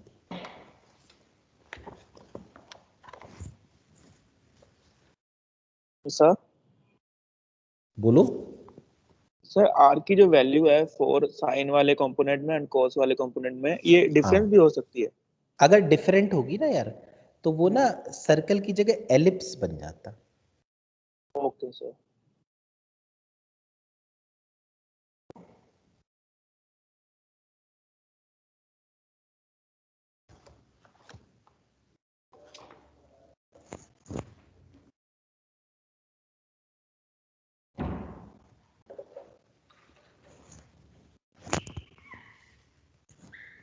ये है अगला सवाल। इसमें लिखा है particle of mass 10 gram moves along a circle of radius 6.4 centimetre. Particle का मास 10 ग्राम है, सर्कल का रेडियस 6.4 सेंटीमीटर है, with constant tangential acceleration. Tangential acceleration से चल रहा है, इसका मतलब ये non uniform circular motion. What is the magnitude of this acceleration? 80 पूछा है। If the kinetic energy of the particle becomes equal to 8 into 10 to the power minus 4 joules by the end of the second revolution, दो revolution के बाद kinetic energy अगर 8 into 10 to the power minus 4 joule हो जाती है, तो बताइए कि एक्सेलरेशन का मैग्नीट्यूड क्या है टेंजेंशियल का। अब सबसे पहले तो हम लोग अगर काइनेटिक एनर्जी की बात करें, तो काइनेटिक एनर्जी जो 8 into 10 to the power minus 4 है, ये हाफ और मास है 10 ग्राम इंटू वी स्क्वायर, तो 8 into 2 into 10 to the power minus 4 into 10 to the power 2, ये वी स्क्वायर आ गया, तो 8 2 16 अपॉन 100, तो v आ गया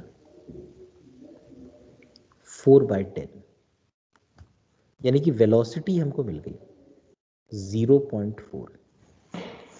दो रेवोल्यूशन हो चुके हैं। अगर ये सर्कल है तो एक पूरे रेवोल्यूशन में 2 पाई आर डिस्टेंस कवर होता है, एक और में फिर 2 पाई आर, तो टोटल डिस्टेंस जो कवर्ड होगा वो 4 पाई आर कवर्ड होगा, यानी 4 पाई और आर यहाँ पे है 6.4 अपॉन 100 सेंटीमीटर में था। इसको ये सॉल्व कर लेते हैं, तो ये आ जाएगा 4 into 4 16, 4 6 24, 256 पाई अपॉन 1000 सॉरी, ठीक है, ये डिस्टेंस हो गया। अच्छा, रेस्ट पे है after the beginning of motion, तो इनिशियल वेलोसिटी तो 0 है। तो आप देखिए स्पीड पहले 0 थी, बाद में है 0.4 और डिस्टेंस वो चला 256 पाई अपॉन 100। तो मैं क्या कर सकता हूँ, मैं ये इक्वेशन लगा सकता हूँ, जैसे आपने ये देखा होगा omega square is equal to omega naught square plus 2 alpha theta. अगर मान लो मैं लेफ्ट हैंड साइड और राइट हैंड साइड दोनों तरफ आर स्क्वायर से मल्टीप्लाई कर दूं, तो आर स्क्वायर ओमेगा स्क्वायर मतलब आर ओमेगा का स्क्वायर, ये फाइनल जो स्पीड है उसका स्क्वायर आ गया। R square omega naught square मतलब हुआ इनिशियल ओमेगा का स्क्वायर, इनिशियल आर ओमेगा का स्क्वायर, तो ये वी इनिशियल का स्क्वायर हो गया प्लस 2। अच्छा, जो आर स्क्वायर है उसको ये लिख सकते हैं, देखो एक आर एल्फा और एक आर थीटा, तो v फाइनल का square is equal to v initial का स्क्वायर प्लस 2। आर एल्फा होता है टेंजेंशियल एक्सेलरेशन, आर थीटा होता है डिस्टेंस। तो हम लोग जो इक्वेशन होता था ना v square equal to u square plus 2ax, वो इसमें यूज कर सकते हैं, जहां a को हम टेंजेंशियल एक्सेलरेशन मान लें। तो v फाइनल कितना दे रखा है 0.4, तो 0.4 का स्क्वायर इनिशियल इज 0, 2 और 80 कितना है इसमें,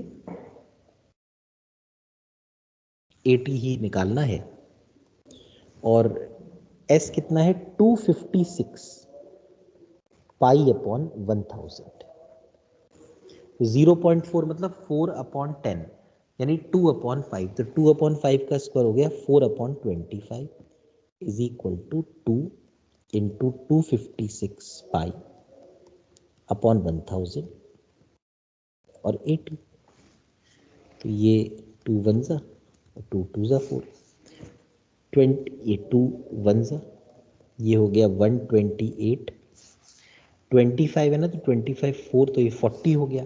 तो 80 की जो वैल्यू आई ये आई 40 ऊपर और 128 नीचे, और नीचे 22/7 पाई है, 22/7, तो ये जो आ गया 80, ये आ गया 40 इंटू 7 अपॉन 128 इंटू 22।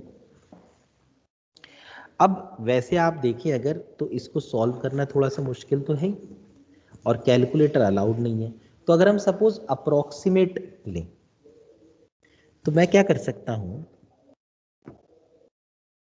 मैं जैसे ये 40 इंटू 7 अपॉन, थोड़ा सा मैं एक्सपेरिमेंट करके देखता हूं, 128 इंटू 22 है ना, मैं इस 22 का 20 बना देता हूं, तो मैंने 2 कम कर दिया, और 128 को 130 कर देता हूं, देखता हूं कि उससे मैच करता है कि नहीं आंसर, ठीक है, because we can't afford to do so big calculation.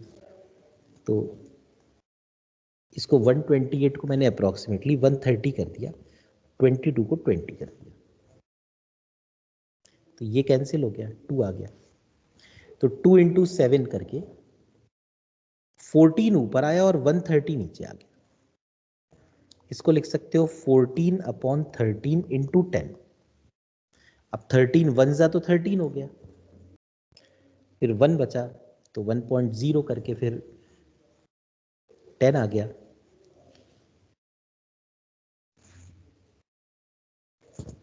फिर 100 तो 13 7 जा 91, तो ये चीज आ गई अपॉन 10, तो ये आ गया 0.107।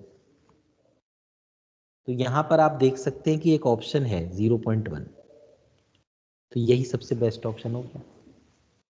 तो अगर आप चाहें ना तो थोड़ा थोड़ा राउंड ऑफ कर सकते हैं, अब ये नहीं कर सकते कि हमने अपने हिसाब से सोचा कि चलो इसको कुछ और बना ले, इसको भी और इसको कुछ और बना ले, ऐसा करो कि जो लॉजिकल फील हो।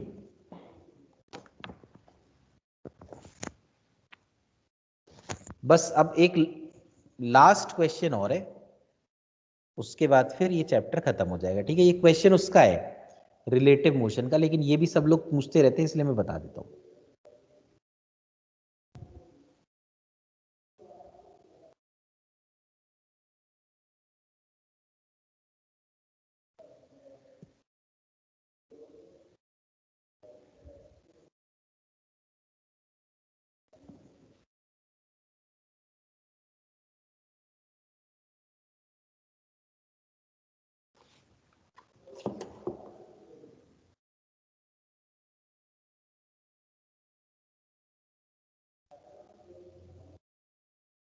ये वाला मेरे ख्याल में आप में से भी हो सकता है कई लोगों को डाउट होगा इस सवाल में।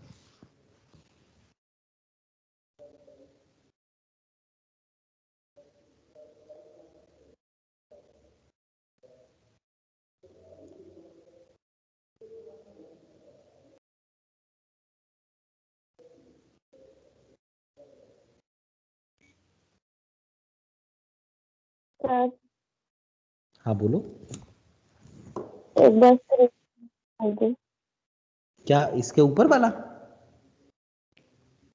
हाँ थोड़ा सा देख लो। ये लो,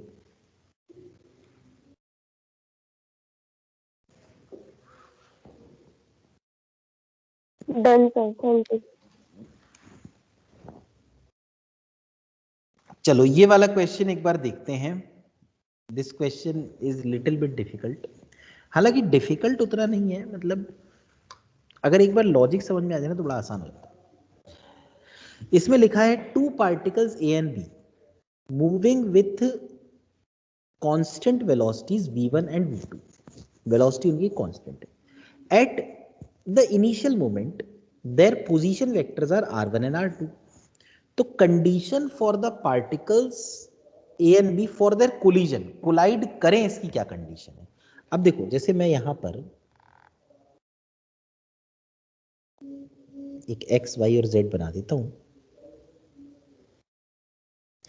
एक पार्टिकल है ये A, एक पार्टिकल है B। जो पार्टिकल A है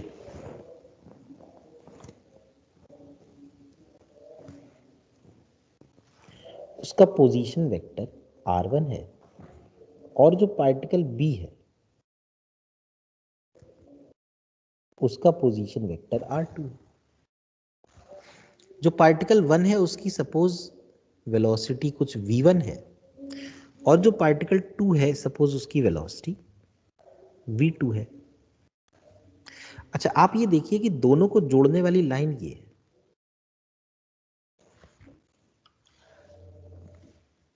सर आपने वेलोसिटी की डायरेक्शन रैंडमली ली है?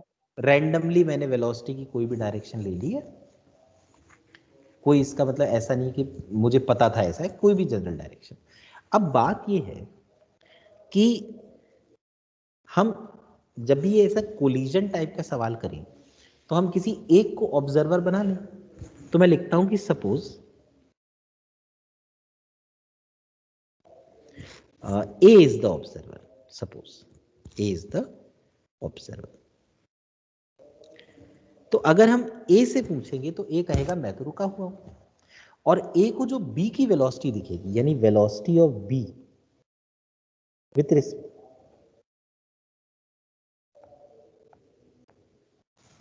A को जो B की वेलोसिटी दिखेगी वो दिखेगी velocity of B with respect to A। ये होगी VB माइनस VA। तो इसको लिख सकते हैं V2 माइनस V1। A को जो B की वेलोसिटी दिखेगी वो V2 माइनस V1 दिखेगी। और इन्होंने ये कहा है कि भाई कोलिजन की कंडीशन बताओ, यानी A को ऐसा लगना चाहिए ना कि B मुझसे टकरा जाएगा।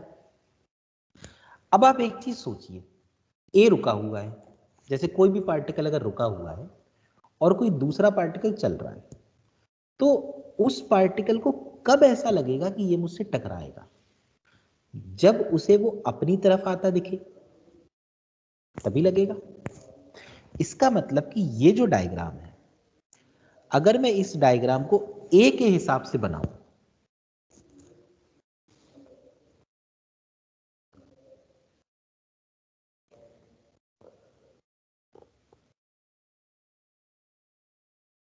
ये है A, ये है B,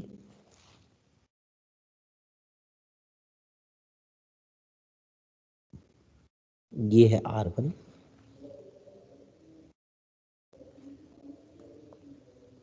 ये है R2, ये दोनों को जोड़ने वाली लाइन है। तो अगर A को ऐसा फील हो कि जो B की वेलोसिटी है V2 माइनस V1 वो इस तरफ है,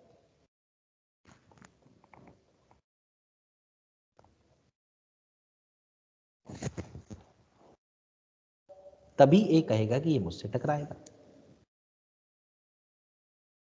तो this velocity of B should be towards A।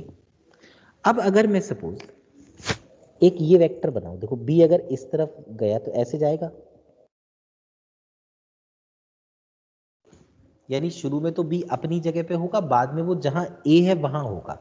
तो B का जो डिस्प्लेसमेंट होगा वो ये होगा, शुरू में वो R2 पे था, बाद में R1 पे था। ठीक है, याद रखिए हम शुरू में R2 पे था B, बाद में R1 पे था, तो ये डिस्प्लेसमेंट होगा R1 माइनस R2। तो V2 माइनस V1 यानी B की वेलोसिटी जो A को दिख रही है, और R1 माइनस R2 यानी B का डिस्प्लेसमेंट, दोनों का डायरेक्शन सेम होना चाहिए, तभी A को ऐसा लगेगा कि B उसकी तरफ जा रहा है। तो हम ये कह सकते हैं कि जो V2 माइनस V1 के अलोंग एक यूनिट वेक्टर है,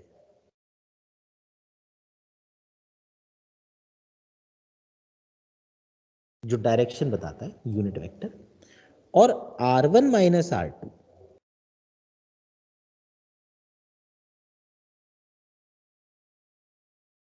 के अलोंग जो यूनिट वेक्टर है, ये दोनों यूनिट वेक्टर्स सेम होने चाहिए, तभी तो दोनों का सेम डायरेक्शन होगा। तो this is the condition for collision.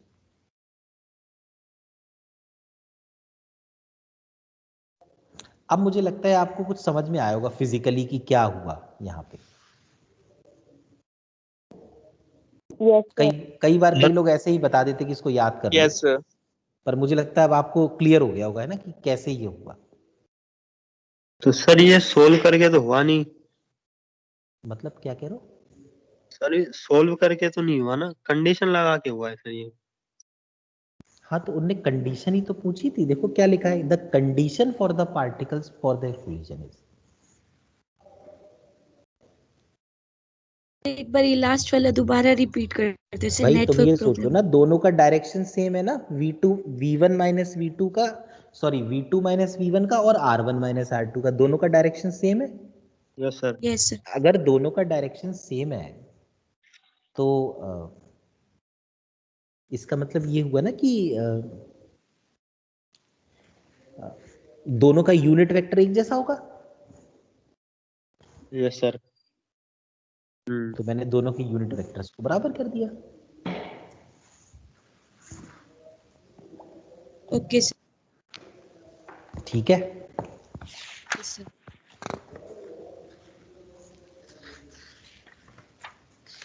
तो ये वाला चैप्टर खत्म हो चुका है।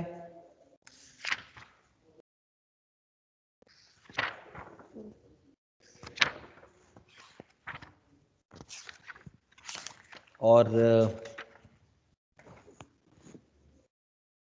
करते हैं फिर स्टार्ट लॉज ऑफ मोशन। क्या कहते हो? अच्छा, कुछ टेस्ट का पता चला क्या कुछ? यस सर, 16 को है। कब है? 16 को है पहला। 16 को है। सर 16 को ग्रुप कहाँ तक आ टेस्ट रहा है? है, और 16 दिसंबर। यही सर मोशन इन प्लेन तक। अच्छा, मोशन, चलो फिर तो ठीक है, हो गया है ना। इसके बाद कुछ पता है कब है? यस सर, 27 को 27 को AITS है। अच्छा, वो तो अलग हो गया। 6 उसके जनवरी बाद को है। मतलब जो ये वाला फोर्टनाइटली टाइप के जो टेस्ट हैं। Yes sir, laws of motion and work energy power का है 6 जनवरी को। 6 जनवरी को, ठीक है। Yes sir.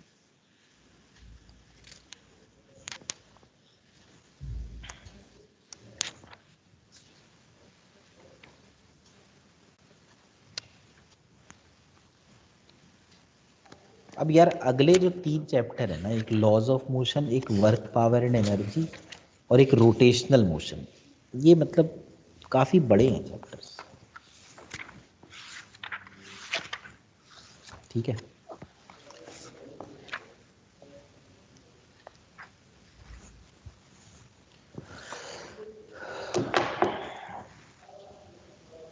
तो थोड़ा सा खुद से भी लगाना यार, ठीक है, लॉज ऑफ मोशन को, मतलब क्योंकि बहुत सारे पॉइंट है, मोमेंटम वाले भी सवाल हैं, और फिर वो टेंशन और वो सब भी हैं, फ्रिक्शन भी है, स्यूडो फोर्स भी है, सर्कुलर मोशन भी है ना, बहुत सारे पॉइंट।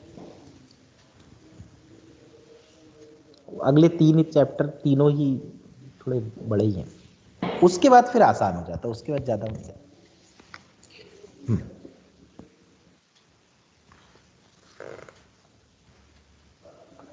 तो let us come to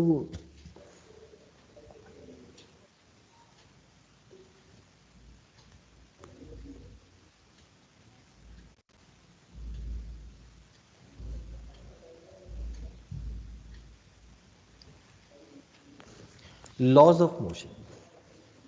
laws of motion में सबसे पहला तो फर्स्ट लॉ ही है। ठीक है, फर्स्ट लॉ मैं आपको लिखवा देता हूं, बस सिर्फ मैं लिख देता हूं क्योंकि I think it is understood by all. A particle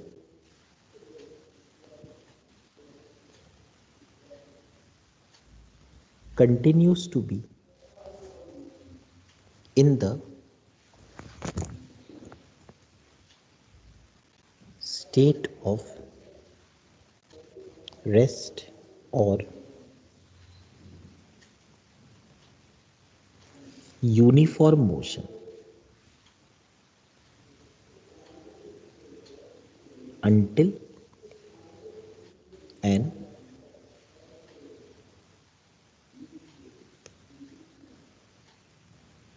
external force is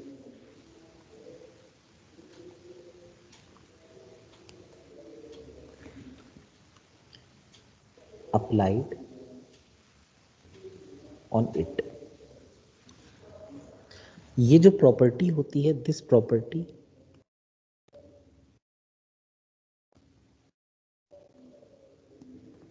is called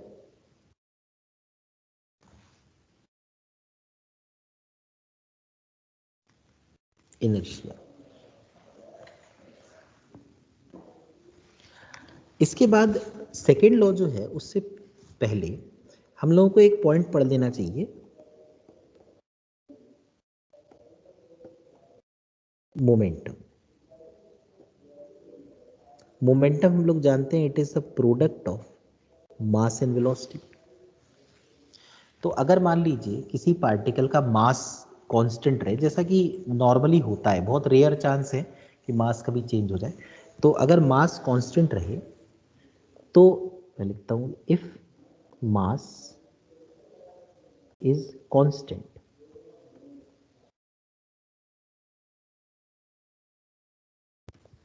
then sir screen up कर दीजिए.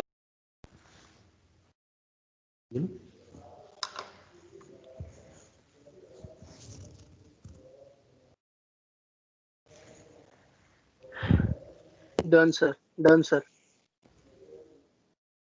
तो if mass is constant, then the graph of momentum with velocity is given like this. जैसे जैसे velocity बढ़ेगी वैसे वैसे momentum भी बढ़ेगा. दूसरा है कि अगर मान लो वेलोसिटी कांस्टेंट हो, हालांकि ये ग्राफ हम कह सकते हैं it is like imaginary graph, क्योंकि ऐसा तो बहुत कम चांसेस हैं कि नॉर्मली मास चेंज हो पाए. ठीक है, तो क्या है कि अगर वेलोसिटी कांस्टेंट रहे लेकिन मास बदले पार्टिकल का, तो मोमेंटम वर्सेस मास का ये ग्राफ होगा.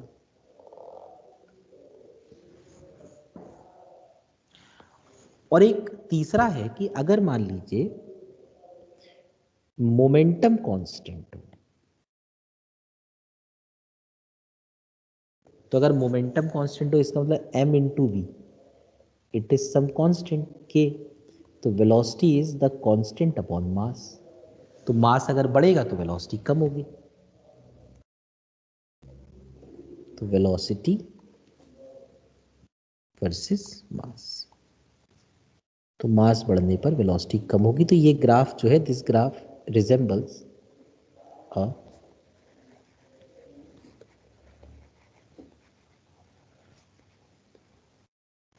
Rectangular hyperbola.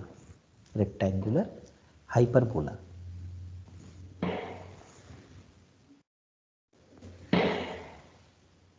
तो मोमेंटम के बाद Newton second law.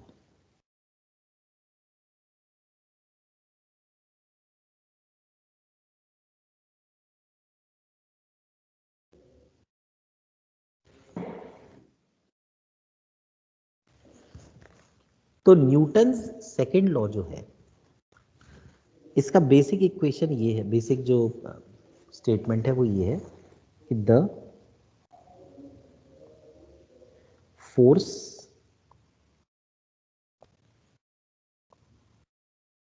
acting on the body is equal to the rate of change of linear momentum of the body। और वैसे तो यही स्टेटमेंट था, लेकिन हम लोग इस स्टेटमेंट को थोड़ा सा खुद से एनहेंस कर देते हैं, थोड़ा खुद से इंप्रूव कर देते हैं और ये लिख देते हैं कि फोर्स एक्ट्स, भाई momentum is a vector, momentum can be along x axis or y axis or z axis. In the similar manner force can also be along the x axis, y axis और z axis। तो यहां मैं लिख रहा हूं कि force acts only in the direction in which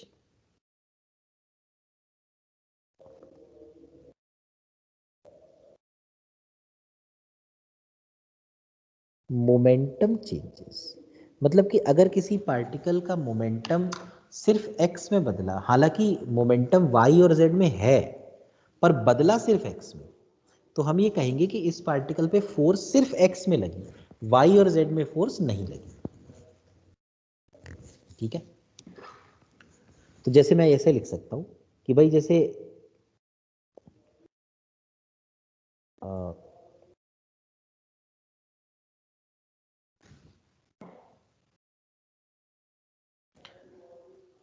force दो तरह की, सबसे पहली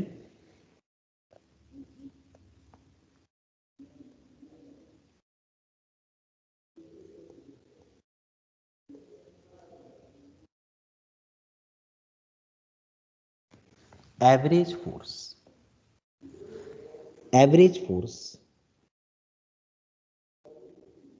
का जो बिल्कुल बेसिक लॉजिक है वो है average force is change in momentum upon time. तो हम एवरेज फोर्स को लिख सकते हैं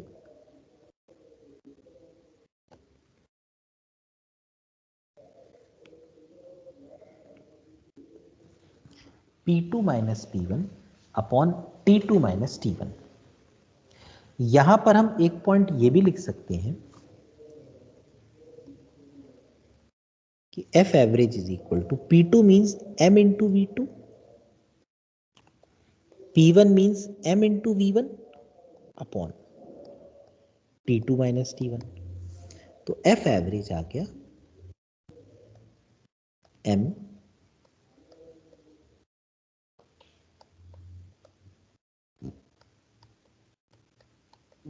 V2 minus V1 upon T2 minus T1। तो ये जो V2 minus V1 upon T2 minus T1 है, इसको मैं लिख सकता हूं M into average acceleration, M into average acceleration. तो average force means mass into average acceleration.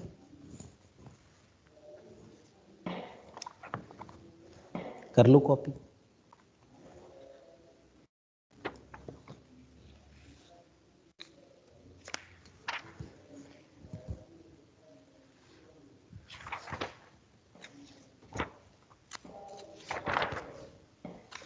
Done sir. ठीक है, मैं देखता हूँ इस पे कोई पैकेज में क्वेश्चन हो तो मिल जाए, अदरवाइज फिर मैं अपना ही सवाल करा दूंगा। वैसे यार अब तो टाइम भी हो गया, चलो ठीक है फिर ना, करेंगे अगली क्लास में।